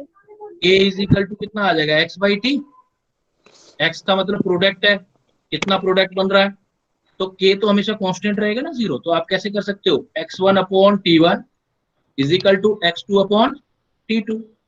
पहली रिएक्शन देखो कितने में कंप्लीट हुई थी, कितना लिया था आपने, 50% कंप्लीट, मतलब प्रोडक्ट बना था 50%। कितने टाइम में बताया था उसने, कितना टाइम लिया था उसमें, हमने 20 मिनट लिया था कितना, तो देखो 50% कंप्लीट हुआ 20 मिनट में, इज इक्वल टू x2 निकालना है। x2 कितना करना चाहते हो, 100% ही प्रोडक्ट बनाना चाहते हो आप, x तो प्रोडक्ट है ना, 100% करना चाहते हो, ये टाइम चाहिए आपको, तो ये सॉल्यूशन हो जाएगा आपका। पूरी रिएक्शन 40 मिनट में कंप्लीट हो जाएगी। तो यहाँ आपको एक बड़ी अच्छी चीज क्या मिल रही है कि जीरो ऑर्डर रिएक्शन कंप्लीशन को अप्रोच होती है। And you know first order में हमने क्या पढ़ा था, फर्स्ट ऑर्डर रिएक्शन कभी भी कंप्लीशन को अप्रोच नहीं होता, लेकिन जीरो ऑर्डर रिएक्शन कंप्लीशन को अप्रोच कर सकता है। एक्स मतलब कितना प्रोडक्ट बना है, कितनी रिएक्शन हो गए, clear.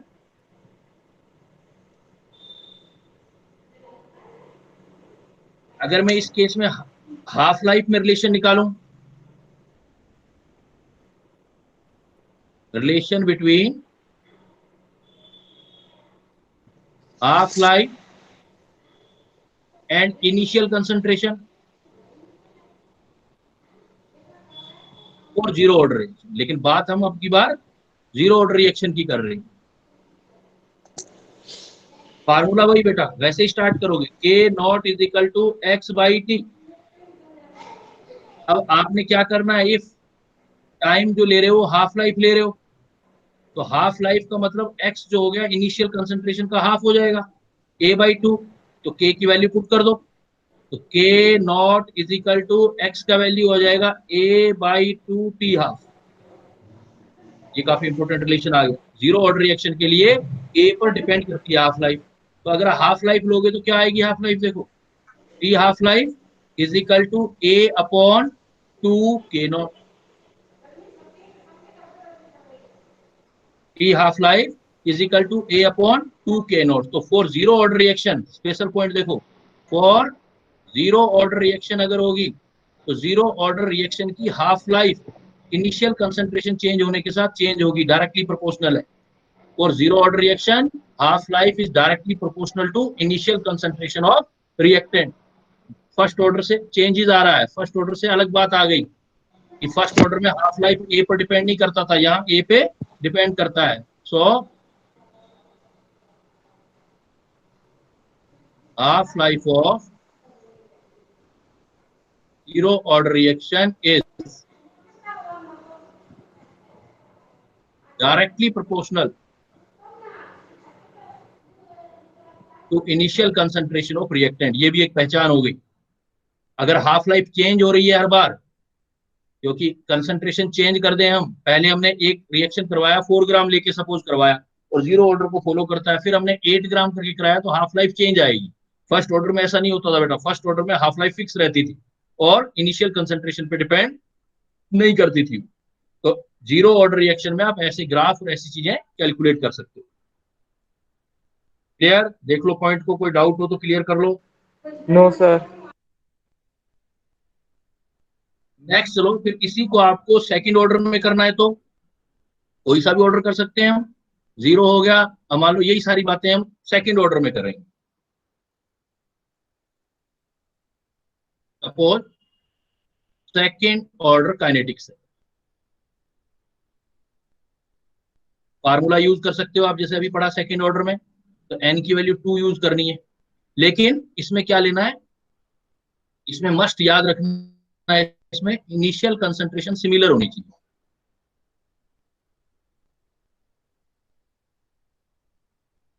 Initial concentration of reactant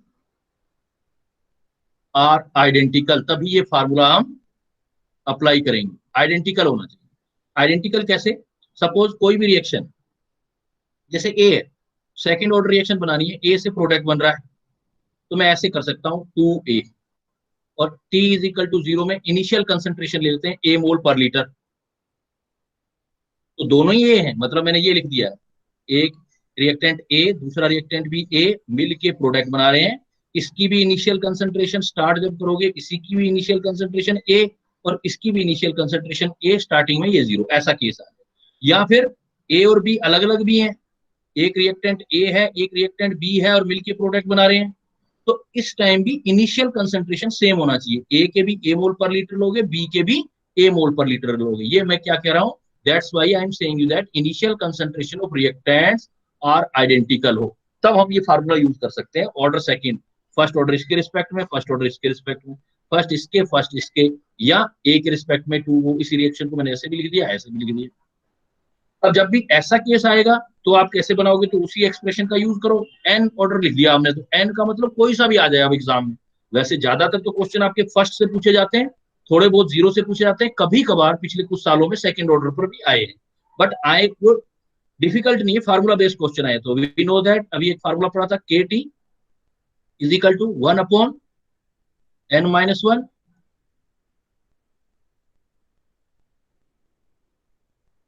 n-1। इससे आप किसी का भी सॉल्यूशन निकाल सकते हो इस फार्मूले से, आपके लेवल के क्वेश्चन शॉर्ट आउट हो जाएंगे। अब ऑर्डर क्या क्या है, सेकंड ऑर्डर है तो K2 लिख लिया, T ऑर्डर हो गया सेकंड, n-1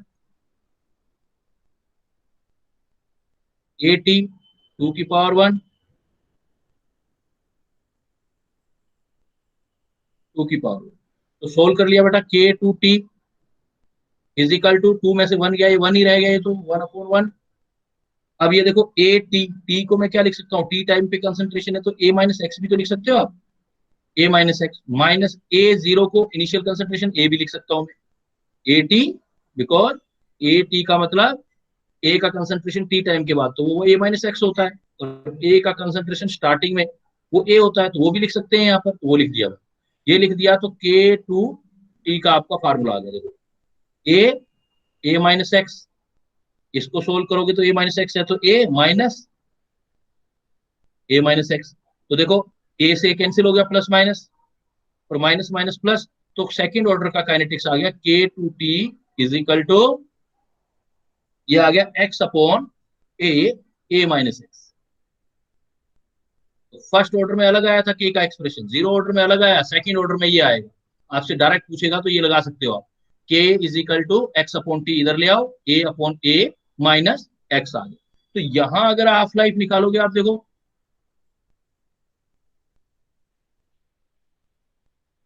अब मैं यहां हाफ लाइफ निकालूं, here relation between half life and initial concentration A, but for second order reaction। अगर हमारे पास सेकंड ऑर्डर रिएक्शन है तो क्या लिखेंगे, T इज इक्वल टू, जब आप ले रहे हो T हाफ तो x की वैल्यू इनिशियल कंसंट्रेशन जो होगी उसका हाफ हो जाएगी। तो K2T is equal to x की जगह A/2, इसी फार्मूले में रख रहा हूं ऊपर वाले में, A माइनस x की जगह x/2 लिखा हमने, ये फार्मूला था ना, K2T x upon A minus x। तो हमने x की जगह लिख दिया A/2, A तो A आ गया, x की जगह लिख दिया A/2। तो A/2 हो गया, तो इसको सोल्व करो, देखो K2 ये आ गया A/2, ये एक A में से A/2 चला गया, फिर A/2 से A/2 कैंसिल, तो देखो ये हाफ लाइफ जो आ गया आपका, तो half life is equal to आ गया आपके पास 1/2 1/A/K2 तो half life inversely proportional A आ गया। देख सकते हो ना, तीनों को डिस्टिंग्विश कर सकते हो। तो इसका मतलब नॉट, जब जीरो ऑर्डर रिएक्शन था, फर्स्ट ऑर्डर रिएक्शन पहले पिया, लास्ट क्लास में आपको फर्स्ट ऑर्डर रिएक्शन बताया, तो इन फर्स्ट ऑर्डर रिएक्शन में हाफ लाइफ ए पर डिपेंड ही नहीं करता था, हाफ लाइफ ए पर डिपेंड ही नहीं करता था। लेकिन अगर जीरो ऑर्डर रिएक्शन है, तो जीरो ऑर्डर रिएक्शन में हाफ लाइफ ए पर डिपेंड करेगा और इनवर्सली क्या है आपका, ऊपर जो लिया था हमने इनवर्स डायरेक्टली प्रोपोर्शनल आया था ए, और अभी हमने सेकंड ऑर्डर किया तो इनवर्सली प्रोपोर्शनल आया। तो ये भी एक पहचान होती है कि आपका, कि ए के साथ कितना प्रोपोर्शनल चलता चला जाता है, तो आप निकाल सकते हो, आप कि भाई बता सकते हो कि फर्स्ट ऑर्डर है, सेकंड ऑर्डर है, किस टाइप का रिएक्शन जा रहा है।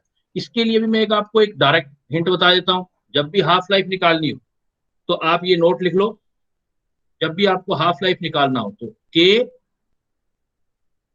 हाफ लाइफ किसी का भी निकालना हो तो ये आ जाएगा आपका n-1 n-1 ऊपर 2n-1 फार्मूले से किसी का भी हाफ लाइफ आप डायरेक्ट निकाल सकते हो, accept first order. First order तो डिपेंड ही नहीं करता। देखो इसमें दोबारा मैं ले लेता हूं, जैसे zero order n is equal to 0, तो ऊपर वाला अपने आप आ जाएगा, देखो k t हाफ 2 की पावर 0-1 मतलब 2 की पावर -1 n-1 0 तो -1 a n की पावर 0-1, तो सोल्व करो, ये देखो ये आ गया 2 की पावर -1 यानी कि 1/2 -1, ये माइनस आगे भी लगा हुआ है, a की पावर -1, तो इसको ले जाओ आप, माइनस का हाफ ऊपर आ गया, माइनस से माइनस कैंसिल हो गया, तो हाफ और 2 ऊपर a आ गया A/2। तो हाफ लाइफ कितनी आ गई जीरो ऑर्डर रिएक्शन की, हाफ लाइफ निकालो, तो ये कितना आ गया A/2 की। तो देखो हाफ लाइफ कितनी आ गई, टी हाफ लाइफ A/2 की। तो एक हाफ लाइफ ए की डायरेक्टली प्रोपोर्शनल आ गई, यही तो निकाल रहे हैं हम। जीरो ऑर्डर रिएक्शन होगा तो हाफ लाइफ ए के डायरेक्टली प्रोपोर्शनल होगा, और इवन ये डायरेक्टली प्रोपोर्शनल क्या, ये तो पूरा का पूरा वैल्यू भी निकाल दिया आप, हाफ लाइफ कैलकुलेट भी कर सकते हो, टी हाफ A/2 के। तो जो भी ऑर्डर दिया हो तो उसके अंदर आप रख के किसी भी ऑर्डर का यहां से कैलकुलेशन कर सकते हैं। क्लियर? तो आपको मैंने देखो हाफ लाइफ समझा दी है, किसकी, जीरो ऑर्डर में अलग, फर्स्ट ऑर्डर में, सेकंड ऑर्डर, सब में अलग अलग आएगी। और के की वैल्यू भी कैलकुलेट कर सकते हो आप।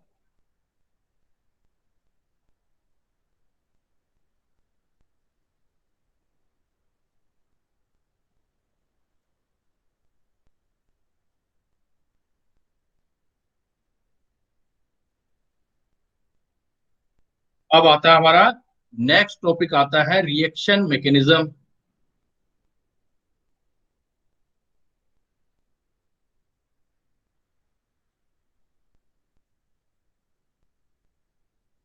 Reaction mechanism and energy profile diagram.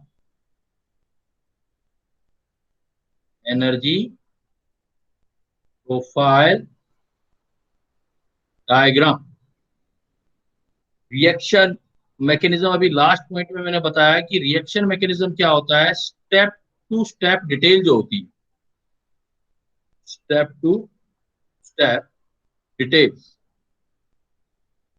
Of reaction, उसको हम रिएक्शन मैकेनिज्म बोलते हैं। और जो स्लो स्टेप होता है, वो जो हमारा स्लोवेस्ट स्टेप होगा, उसको आप रेट डिटरमिनिंग स्टेप बोलेंगे, आरडीएस बोलेंगे उसको, वो आपका आरडीएस होता है। एनर्जी प्रोफाइल डायग्राम क्या होता है आपका? Energy profile diagram, energy profile diagram होता है जब भी कोई हम रिएक्शन प्रोग्रेस पढ़ते हैं, रिएक्शन का प्रोग्रेस, तो पोटेंशियल एनर्जी के साथ क्या चेंजेस आते हैं, तो ये जो आएगा ये होंगे ग्राफ। काफी इंपॉर्टेंट है बेटा, ध्यान से समझ लेना। Graph between potential energy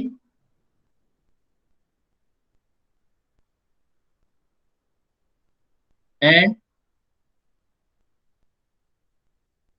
reaction coordinate, या इसको रिएक्शन कोऑर्डिनेट को बोलते हैं हम progress of reaction, reaction coordinate, reaction coordinate, progress of reaction. तो ये जो ग्राफ आता है पोटेंशियल एनर्जी को पीई शॉर्टकट में लिखेंगे, और रिएक्शन कोऑर्डिनेट के साथ कोई ग्राफ बनाएंगे तो उसको हम एनर्जी प्रोफाइल डायग्राम बोलते हैं। इसमें कोई भी रिएक्शन जो होता है, हर एक स्टेप होता है, जैसे मान लो ईच स्टेप, किसी भी रिएक्शन का एक स्टेप होगा तो ईच स्टेप का एक ट्रांजिशन स्टेट होगा। Each step has transition state, मतलब रिएक्टेंट से प्रोडक्ट बन रहे हैं तो उसमें बहुत सारे स्टेप हुए, हर एक स्टेप में भी रिएक्टेंट से इंटरमीडिएट भी बनने के बीच में जितने स्टेप होंगे उतनी हमें टीएस बनानी पड़ेगी, ट्रांजिशन स्टेट बनानी पड़ेगी। कैसे, मैं अभी सिखाऊंगा आपको। और जितने स्टेप होते हैं उससे एक कम इंटरमीडिएट होता है। तो ट्रांजिशन स्टेट अलग चीज होती है, इंटरमीडिएट अलग चीज होते हैं। इंटरमीडिएट, हाँ, intermediate between each two step, जितने स्टेप्स होंगे उतनी ट्रांजिशन स्टेट, और दो स्टेप के बीच में एक इंटरमीडिएट आएगा। तो कैसे, देखो सपोज वन बाय वन इस चीज को हम अब समझने का ट्राई करते हैं। सपोज हमारे पास कोई रिएक्शन हुआ और रिएक्शन का मैकेनिज्म दिया गया, केस फर्स्ट, और रिएक्शन जो हमारे पास वन स्टेप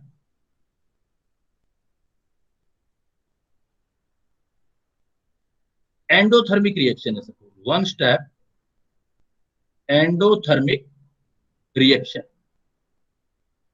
एंडोथर्मिक का है मतलब होता है उसको हीट हमें देनी पड़ेगी, एंडोथर्मिक को हमें हीट देना पड़ेगा। तो वन स्टेप एंडोथर्मिक रिएक्शन में कैसे होगा, रिएक्टेंट, सपोज एक रिएक्टेंट है आर, उसको आपने हीट दिया और एक ही स्टेप के अंदर वो प्रोडक्ट में कन्वर्ट हो। तो इस रिएक्शन को देखने पे देखो अब साफ पता लग रहा है कि रिएक्टेंट ने हीट लिया और प्रोडक्ट में कन्वर्ट हो गया। दैट्स वाई इस रिएक्शन को बोलते हो आप एंडोथर्मिक रिएक्शन। और इस रिएक्शन का अलग से अगर डेल्टा एच एंथैल्पी बोलते हैं दिखानी होगी, तो आपने देखो रिएक्टेंट साइड में अगर प्लस किया, रिएक्टेंट साइड से ही सोचना है, तो आप बोल दोगे पॉजिटिव, मतलब एंडोथर्मिक। दूसरी बात इससे क्लियर क्या हो रही है कि रिएक्टेंट को हीट मिला है तभी तो प्रोडक्ट बना है, तो इसका मतलब ऐसे केसेस में रिएक्टेंट से एनर्जी प्रोडक्ट की ज्यादा होगी, क्योंकि आपने रिएक्टेंट को हीट दिया और ज्यादा हीट लेके वो चीज प्रोडक्ट में कन्वर्ट होगी, तो रिएक्टेंट से प्रोडक्ट की एनर्जी ज्यादा होगी। जब भी एंडोथर्मिक रिएक्शन होगा then energy of product is greater than energy of reactant. Step कितना है, वन स्टेप है। तो ऐसे किसी भी रिएक्शन को आपको अगर दिखाना है तो आप बेटा ऐसे दिखाएं। एक स्टेप अच्छी तरीके से समझ लेना, इजी सा कॉन्सेप्ट है, बाकी सारे अपने आप होने लग जाएंगे। फिर देखो अब मुझे वन स्टेप में बनाना है, एनर्जी प्रोफाइल डायग्राम कैसे बनाऊंगा। इसके अकॉर्डिंग मेरे पास दो एक्सिस होंगे ग्राफ के लिए, ग्राफ बनाते हैं तो दो एक्सिस होते हैं। एक तरफ आप पोटेंशियल एनर्जी लोगे रिएक्टेंट की, और एक तरफ पोटेंशियल एनर्जी लोगे, दूसरी तरफ आप प्रोग्रेस ऑफ रिएक्शन देखोगे, या रिएक्शन कोऑर्डिनेट बोलोगे जिसको आप, प्रोग्रेस ऑफ रिएक्शन। अब हमारे पास किसी एक लेवल पे स्टार्टिंग में कोई रिएक्टेंट था, उसकी एनर्जी थी, सपोज ये ग्राफ आया, ये रिएक्टेंट था, इसकी एनर्जी थी ई आर। क्लियर है कि जो प्रोडक्ट बनेगा उसकी एनर्जी रिएक्टेंट से ज्यादा होंगी, तो यहां पर आप आगे जाकर के इसके कंपैरिजन में ज्यादा एनर्जी वाला प्रोडक्ट दिखा दो। रिएक्टेंट से प्रोडक्ट एक स्टेप में बनाए तो हर स्टेप में एक हम्प दिखाओगे आप ऐसे एनर्जी का। ये जो हाईएस्ट एनर्जी वाली ये जो जगह आएगी आपकी, यहाँ जो चीज बनी हुई है इसको हम बोलते हैं ट्रांजिशन स्टेट। तो एक स्टेप में एक ट्रांजिशन स्टेट होगा जो काफी हाई एनर्जी वाली स्पीसीज बनेगी। मतलब होता क्या है कि रिएक्टेंट जो होते हैं, बहुत सारे रिएक्टेंट आपस में टकराते हैं, टक्कर करने से उनमें से कुछ की एनर्जी बहुत बढ़ जाती है। जिनकी बहुत ज्यादा एनर्जी बढ़ जाती है वो वाले मोलिक्यूल में प्रोबेबिलिटी होती है कि वो प्रोडक्ट में कन्वर्ट होते हैं। तो इसमें देखो, इसमें क्लियर दिख रहा है आपको, कुछ चीजें ग्राफ से पढ़नी है, अब आपको क्लियर कट दिखाई दे रहा है कि रिएक्टेंट से प्रोडक्ट की एनर्जी ज्यादा है और उस एनर्जी का डिफरेंस है ये वाला। ये जो डिफरेंस दिखाई दे रहा है आपको डेल्टा एच होगा। ये जो डिफरेंस दिखाई दे रहा है ये डेल्टा एच, इसको बोलोगे एंथैल्पी ऑफ रिएक्शन। मतलब आप ग्राफ से डायरेक्ट एंथैल्पी ऑफ रिएक्शन निकाल सकते हो। प्लस ये यहां से मैग्नीट्यूड देखना, बस आप प्लस माइनस मत देखना, वो आपको यहीं से ही पता लग जाएगा। हमें पता है कि रिएक्टेंट से प्रोडक्ट की एनर्जी ज्यादा है, तो इसका मतलब डेल्टा एच पॉजिटिव है, बिकॉज तो एंडोथर्मिक रिएक्शन होगा, तभी तो ऐसा होगा।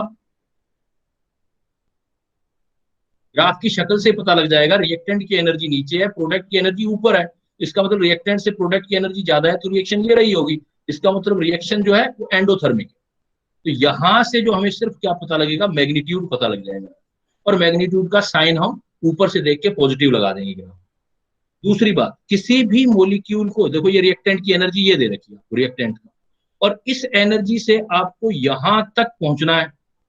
ये जो एनर्जी का डिफरेंस आएगा, यहां से यहां तक एनर्जी का डिफरेंस आता है, इसको बोलते हैं एक्टिवेशन एनर्जी, लेकिन फॉरवर्ड डायरेक्शन में। तो ये वाला जो डिफरेंस है, इस डिफरेंस को बोलोगे, आप लिखोगे ई ए एक्टिवेशन एनर्जी और एफ लिख दो।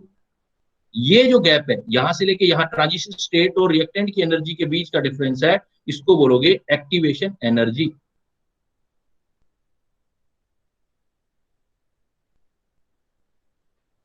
लेकिन ये एक्टिवेशन एनर्जी किसकी होगी, फॉर फॉरवर्ड रिएक्शन। और जो ये एनर्जी देख रहे हो बेटा आप, इधर जो डिफरेंस, सब कुछ ग्राफ में से ढूंढना है आपने। ये जो देख रहे हो, ये तो क्लियर है कि इस वाले से ये कम होगी, ये भी एक्टिवेशन एनर्जी, लेकिन ये बैकवर्ड साइड की है, तो इसको आप बोलोगे एक्टिवेशन एनर्जी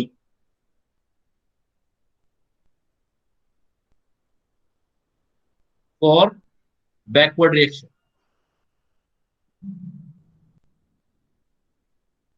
तो इसका मतलब किसी भी एंडोथर्मिक में जाएंगे तो ये ग्राफ तो ऐसा ही बनेगा। तो एंडोथर्मिक रिएक्शन में ये भी कह सकते हो जो एक्टिवेशन एनर्जी बैकवर्ड की होती है वो इससे कम है। देखो, बैकवर्ड की जो है वो इससे कम है। तो आप इसमें जो आपकी जब भी एंडोथर्मिक रिएक्शन होगा तो एक्टिवेशन एनर्जी, ये नोट आ गया देखो, एक्टिवेशन एनर्जी जो आपकी फॉरवर्ड रिएक्शन है वो ग्रेटर देन होगी activation energy of backward reaction, क्योंकि आपकी एनर्जी इस रिएक्टेंट से ऊपर ही रहने वाली है, तो ये गैप तो ज्यादा ही आएगा और ये गैप हमेशा कम आएगा। तीसरी चीज देखो आपकी जो यहां से पता लग रही है कि ये वन स्टेप रिएक्शन है। अगर मैं जीरो एनर्जी से, भाई मॉलिक्यूल है, बहुत सारे मॉलिक्यूल कोलाइड करके ही तो यहां तक पहुंचेंगे, तो यहां से लेके यहां तक, तो ये आपकी एवरेज पोटेंशियल एनर्जी और ये ऊपर वाला गैप एक्टिवेशन एनर्जी, इन दोनों का सम कर दो जीरो से लेके यहां, उसको हम बोलते हैं थ्रेशोल्ड एनर्जी। थ्रेशोल्ड एनर्जी किसी भी रिएक्शन में रिएक्टेंट मॉलिक्यूल के लिए थ्रेशोल्ड एनर्जी उसकी एवरेज पोटेंशियल एनर्जी प्लस जो एक्टिवेशन एनर्जी है फॉरवर्ड की। तो कुछ नहीं लिखेंगे तो फॉरवर्ड के लिए ही कह रहे हैं एक्टिवेशन एनर्जी। तो थ्रेशोल्ड को क्या लिख सकते हो आप, ये भी नोट आ गया। Threshold energy suppose THE, threshold energy is equal to क्या हो जाएगी, पोटेंशियल एनर्जी जो एवरेज है आपकी, प्लस यहां से यहां ये पोटेंशियल एनर्जी आ गई, और ये आगे वाली पोटेंशियल एनर्जी सारी नहीं लेनी है, यहां तक लेनी है जहां से आपने स्टार्ट किया एवरेज वाली, और प्लस जो ऊपर एक्टिव होने के लिए एनर्जी चाहिए एक्टिवेशन एनर्जी। ये कर दो, कुछ भी कर दो, एक्टिवेशन। इन सब में डिफरेंस भी समझना है कि भाई थ्रेशोल्ड क्या होता है, एवरेज पोटेंशियल एनर्जी और एवरेज एक्टिवेशन एनर्जी का सम होता है थ्रेशोल्ड। और कभी भी आपकी वन स्टेप एंडोथर्मिक रिएक्शन है तो ये साइड नीचे रहेगी, ये साइड आपकी ऊपर रहेगी, बाकी सारी चीजें आप कैलकुलेट कर सकते हो। कोई डाउट बेटा इसमें? क्योंकि ये एक होगा तो बाकी दूसरे वाले भी इजीली हो जाएंगे। फिर इसको बोलते हैं हम एनर्जी प्रोफाइल डायग्राम। रिएक्टेंट और प्रोडक्ट एनर्जी का जो डिफरेंस होता है वो डेल्टा एच है, उससे एंथैल्पी ऑफ रिएक्शन निकलती है।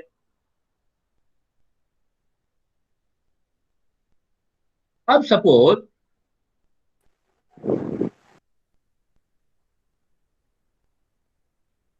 मैं आपको कंडीशन दे देता हूं, मैं कहता हूं इसके लिए एनर्जी प्रोफाइल डायग्राम बनाना है, 2 स्टेप रिएक्शन, 2 स्टेप, वो भी endothermic reaction, 2 step endothermic reaction in which first step is flow step।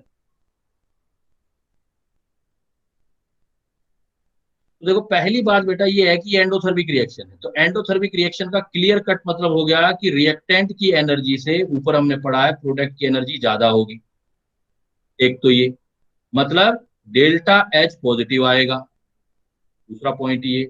तीसरा इसमें स्टेप 2 है तो ट्रांजिशन स्टेट 2 होंगी, 2 ट्रांजिशन स्टेट, मतलब 2 बार हम्प दिखाना है ऐसे ग्राफ में। और लेकिन हम छोटा बड़ा कैसे दिखाओगे? इसमें फर्स्ट स्टेप इस स्लो स्टेप है, जो स्लो स्टेप होगा उसकी ट्रांजिशन स्टेट की एनर्जी ज्यादा होगी।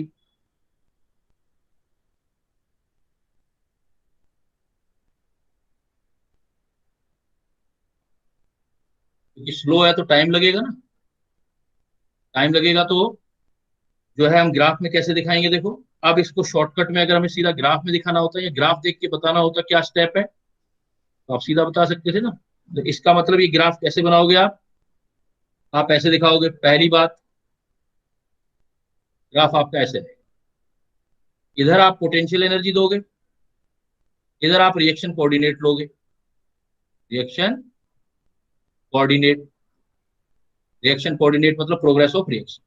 रिएक्टेंट की एनर्जी से प्रोडक्ट की एनर्जी ऊपर दिखानी है, रिएक्टेंट की एनर्जी प्रोडक्ट की।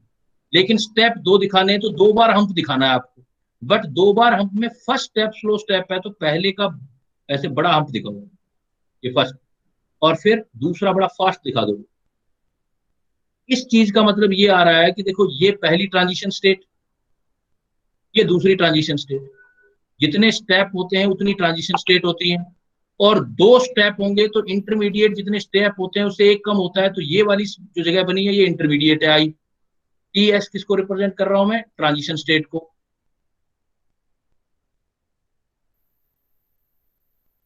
और आई जो लिख रहा हूं इंटरमीडिएट को।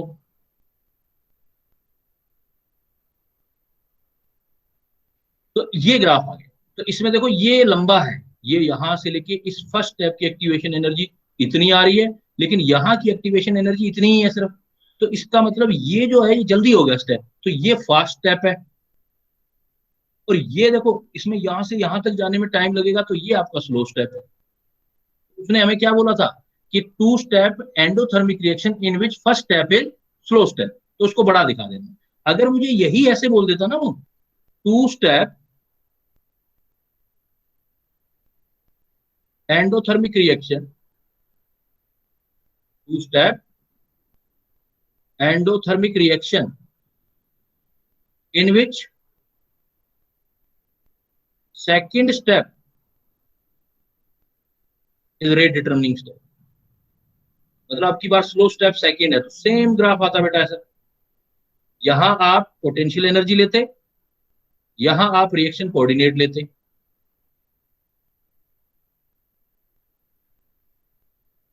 रिएक्टेंट की एनर्जी से प्रोडक्ट की एनर्जी ज्यादा दिखाते, बट आपकी बार फर्स्ट स्टेप स्लो छोटा दिखाते और ये स्टेप बड़ा दिखाते। मतलब ये तो आ जाएगी ट्रांजिशन स्टेट फर्स्ट, ये ट्रांजिशन स्टेट सेकंड, जितने स्टेप उतनी ट्रांजिशन स्टेट, और इंटरमीडिएट उससे एक कम। लेकिन ये वाली एनर्जी देखो कम है अब की बार, यहां से यहां तक, और ये ज्यादा है ये यहां तक, बिकॉज अब की बार ये सेकंड स्टेप जो है ये स्लो है। मतलब जो स्लो हो उसका हम बड़ा दिखा देना। तो काफी इजी है, डिफिकल्ट नहीं है, बस थोड़ा सा चीजों को सोचना है आपने और सोच के आंसर देना। अब मैं आपसे देखो बनवाता हूं कुछ। सपोज मैं आपको ये बोल देता हूं एनर्जी प्रोफाइल डायग्राम बनाना है, वन स्टेप एक्सोथर्मिक रिएक्शन,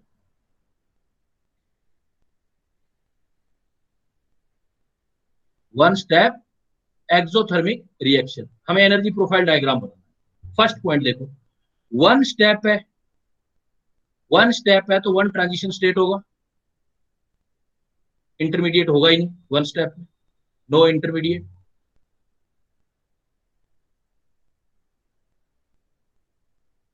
दूसरा पॉइंट, एक्सोथर्मिक रिएक्शन है तो एक्सोथर्मिक का मतलब तो हीट निकली होगी, तो रिएक्टेंट में से हीट देनी नहीं है, निकालनी है, रिएक्टेंट में से हीट निकलेगी तब आपका प्रोडक्ट बनेगा। तो रिएक्शन तो आप ऐसे भी लिख सकते हो और ऐसे भी लिख सकते हो, रिएक्टेंट से प्रोडक्ट बनाओगे, इधर हीट ले जाओ। अब देखो, रिएक्टेंट से माइनस का मतलब हीट निकल रही है, रिएक्टेंट से हीट निकलेगी तब प्रोडक्ट बनेगा। हमेशा आपको रिएक्टेंट साइड से देखना है, इसीलिए आप एक्सोथर्मिक में डेल्टा एच का साइन नेगेटिव देते हो, ये रिएक्टेंट साइड होकर देखते हो। इसका मतलब रिएक्टेंट में से हीट निकली है, प्रोडक्ट बना है, तो रिएक्टेंट की एनर्जी इस बार प्रोडक्ट से ज्यादा है, रिएक्टेंट की एनर्जी प्रोडक्ट से ज्यादा है और डेल्टा एच का साइन नेगेटिव आएगा इसलिए।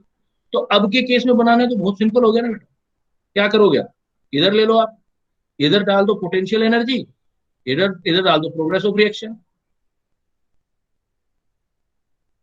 फिर क्या काम करोगे, कौन सी रिएक्शन बनानी है, एक्सोथर्मिक, मतलब रिएक्टेंट की एनर्जी ज्यादा प्रोडक्ट की कम, इसको ऊपर रखो रिएक्टेंट की एनर्जी को, और प्रोडक्ट की एनर्जी को नीचे रखो। और वन स्टेप है तो एक ही हम्प दिखाओ, ये दिखा दिया आपको, तो बाकी सारी चीजें वही, ये ट्रांजिशन स्टेट आ गई। तो ये जो हो जाएगा, अब देखो इन दोनों की एनर्जी का डिफरेंस पहले की तरह वही, मैग्नीट्यूड लोगे, रिएक्टेंट की एनर्जी प्रोडक्ट की एनर्जी का डिफरेंस जो होगा तो डेल्टा एच होगा मैग्नीट्यूड, उसको आप बोलोगे एंथैल्पी ऑफ रिएक्शन। ये हो जाएगा आपका एंथैल्पी ऑफ रिएक्शन। ये वाली जो होगी बेटा यहां से यहां तक, ये एक्टिवेशन एनर्जी होगी फॉरवर्ड रिएक्शन के लिए, और ये वाली एनर्जी जो होगी देखो इसके वाला डिफरेंस, ये एक्टिवेशन एनर्जी होगी बैकवर्ड रिएक्शन के लिए। तो ऐसी रिएक्शन में एक्टिवेशन एनर्जी फॉरवर्ड से एक्टिवेशन एनर्जी बैकवर्ड की ज्यादा होगी, या हो सकती है ज्यादा, हो सकती है। तो ये आपकी एक्सोथर्मिक रिएक्शन जब भी होगी तो ये डिफरेंस तो आएगा ही आएगा। हाँ, ये हो सकता है कि ट्रांजिशन स्टेट बने ही ना, तो ये ऐसे चला जाए, ये रिएक्टेंट सीधा ऐसे जाके ऐसे आ जाए, एकदम से ऐसे आ जाए, तो एक्टिवेशन एनर्जी जो होगी बैकवर्ड की या तो उसके बराबर या उससे ज्यादा होगी हमेशा, इतना बनेगा तो ये डिफरेंस इतना ही रहेगा। अगर ये हम्प नहीं आए, सीधा ये ऐसे आ जाए, यहां से आके सीधा ऐसे गिर जाए, तो ये बैकवर्ड की एनर्जी है, ये रिएक्टेंट की एनर्जी है, तो बराबर होगी ना दोनों की, तो बराबर हो सकती है, लेस हो सकती है, ये क्लियर हो। तो इसको आप बोलोगे वन स्टेप एक्सोथर्मिक रिएक्शन। अगर आपको जैसे पहले केस दिया था वैसे केस दे दे, क्या जैसे पहले अभी दिया था वैसे लिख दे, एक एग्जांपल और ले लेते हैं। देखो मैं आपको ये बोल देता हूं, इसका बनाओ two step exothermic reaction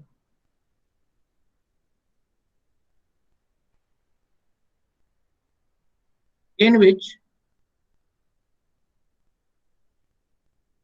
second step is flow step। तो एक एक डेटा से कैसे सोल्व करोगे, पहले पॉइंट देखो टू स्टेप, टू स्टेप का मतलब है टू ट्रांजिशन स्टेट आ जाएंगी और वन इंटरमीडिएट आ जाएगी, clear, two transition state one intermediate. दूसरी आ गई एक्सोथर्मिक रिएक्शन, तो क्लियर हो गया कि रिएक्टेंट की एनर्जी प्रोडक्ट की एनर्जी से ज्यादा होगी। तीसरा आ गया reaction in which second step is slow step, जो सेकंड स्टेप का ट्रांजिशन स्टेट है वो विद हाई एनर्जी होगा। हो गया क्लियर, ग्राफ बनाना है आपको, बना दो अब ग्राफ, ये बनाओगे, रिएक्टेंट की एनर्जी ज्यादा प्रोडक्ट की एनर्जी कम, इधर हम पोटेंशियल एनर्जी देख रहे हैं, and here we can see progress of reaction. अब स्टेप टू है जिसमें से सेकंड स्टेप जो है वो स्लो है, तो फर्स्ट जल्दी से बना दो ऐसे, सेकंड बड़ा था करके बना दो ऐसे, ये ग्राफ का। तो इसमें देखो ये इस जगह से ये जगह मैंने ज्यादा दी है, तो ये ट्रांजिशन स्टेट फर्स्ट आ गया, ये ट्रांजिशन स्टेट सेकंड आ गया, ये इंटरमीडिएट आ गया, और ये वाला देखो इससे ज्यादा एनर्जी आ रहा है इस ट्रांजिशन स्टेट सेकंड वाले का, transition state with high energy in second step, इसका मतलब ये स्टेप स्लो हो गया। अगर वो कहता पहले वाला स्लो है तो इसको बड़ा बनाते, इसको छोटा करते। तो कर लोगे बेटा ये। तो इस चीजों में क्या क्या है कि ग्राफ से आप क्या क्या देखते हो, एंथैल्पी ऑफ रिएक्शन निकालना, एक्टिवेशन एनर्जी किसकी ज्यादा है किसकी कम है, और ग्राफ से ही कोई चीजों की वैल्यू जो है वो कैलकुलेट कर सकते हैं हम।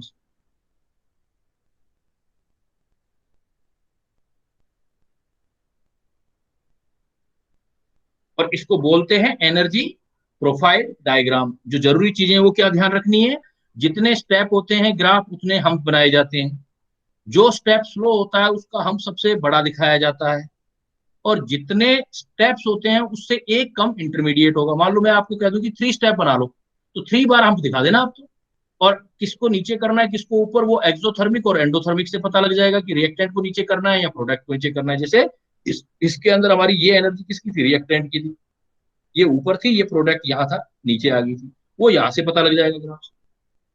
कर लोगे? Yes sir. तो बेटा ये वाली जो है इसकी क्वेश्चन करनी है। अब हमारे पास का एक पार्ट रह जाएगा जो है जिसको हम बोलते हैं factor affecting the rate of reaction. जो रेट है या के की वैल्यू को कौन सा फैक्टर अफेक्ट करता है। बट आपके टेस्ट में आज वाला नहीं आएगा, ये मैं मतलब आज वाला का मतलब ये जो ग्राफ वाला नहीं आएगा, ऑर्डर तो आ ही जाएगा क्योंकि ऑर्डर ऑलरेडी पढ़ा है हमने, तो ऑर्डर वाले क्वेश्चन आ सकते हैं और ऑर्डर से पहले वाले क्वेश्चन आएंगे। क्लियर? Okay sir. लीव करो बेटा, तो पूछना तो नहीं है किसी ने कुछ? सर फर्स्ट चैप्टर का बस ऑस्मोटिक प्रेशर वाला आएगा या पूरा? ना, ओनली ऑस्मोटिक प्रेशर बेटा, क्योंकि ऑस्मोटिक प्रेशर का टेस्ट पहले नहीं हुआ ना अपना। पहले वाले टेस्ट में ऑस्मोटिक प्रेशर छोड़ के बाकी आया था सारा, तो ऑस्मोटिक प्रेशर आएगा इसमें। क्लियर? ओके। ठीक है बेटा, लीव कर रहा हूँ। Thank you, see you very soon for next part.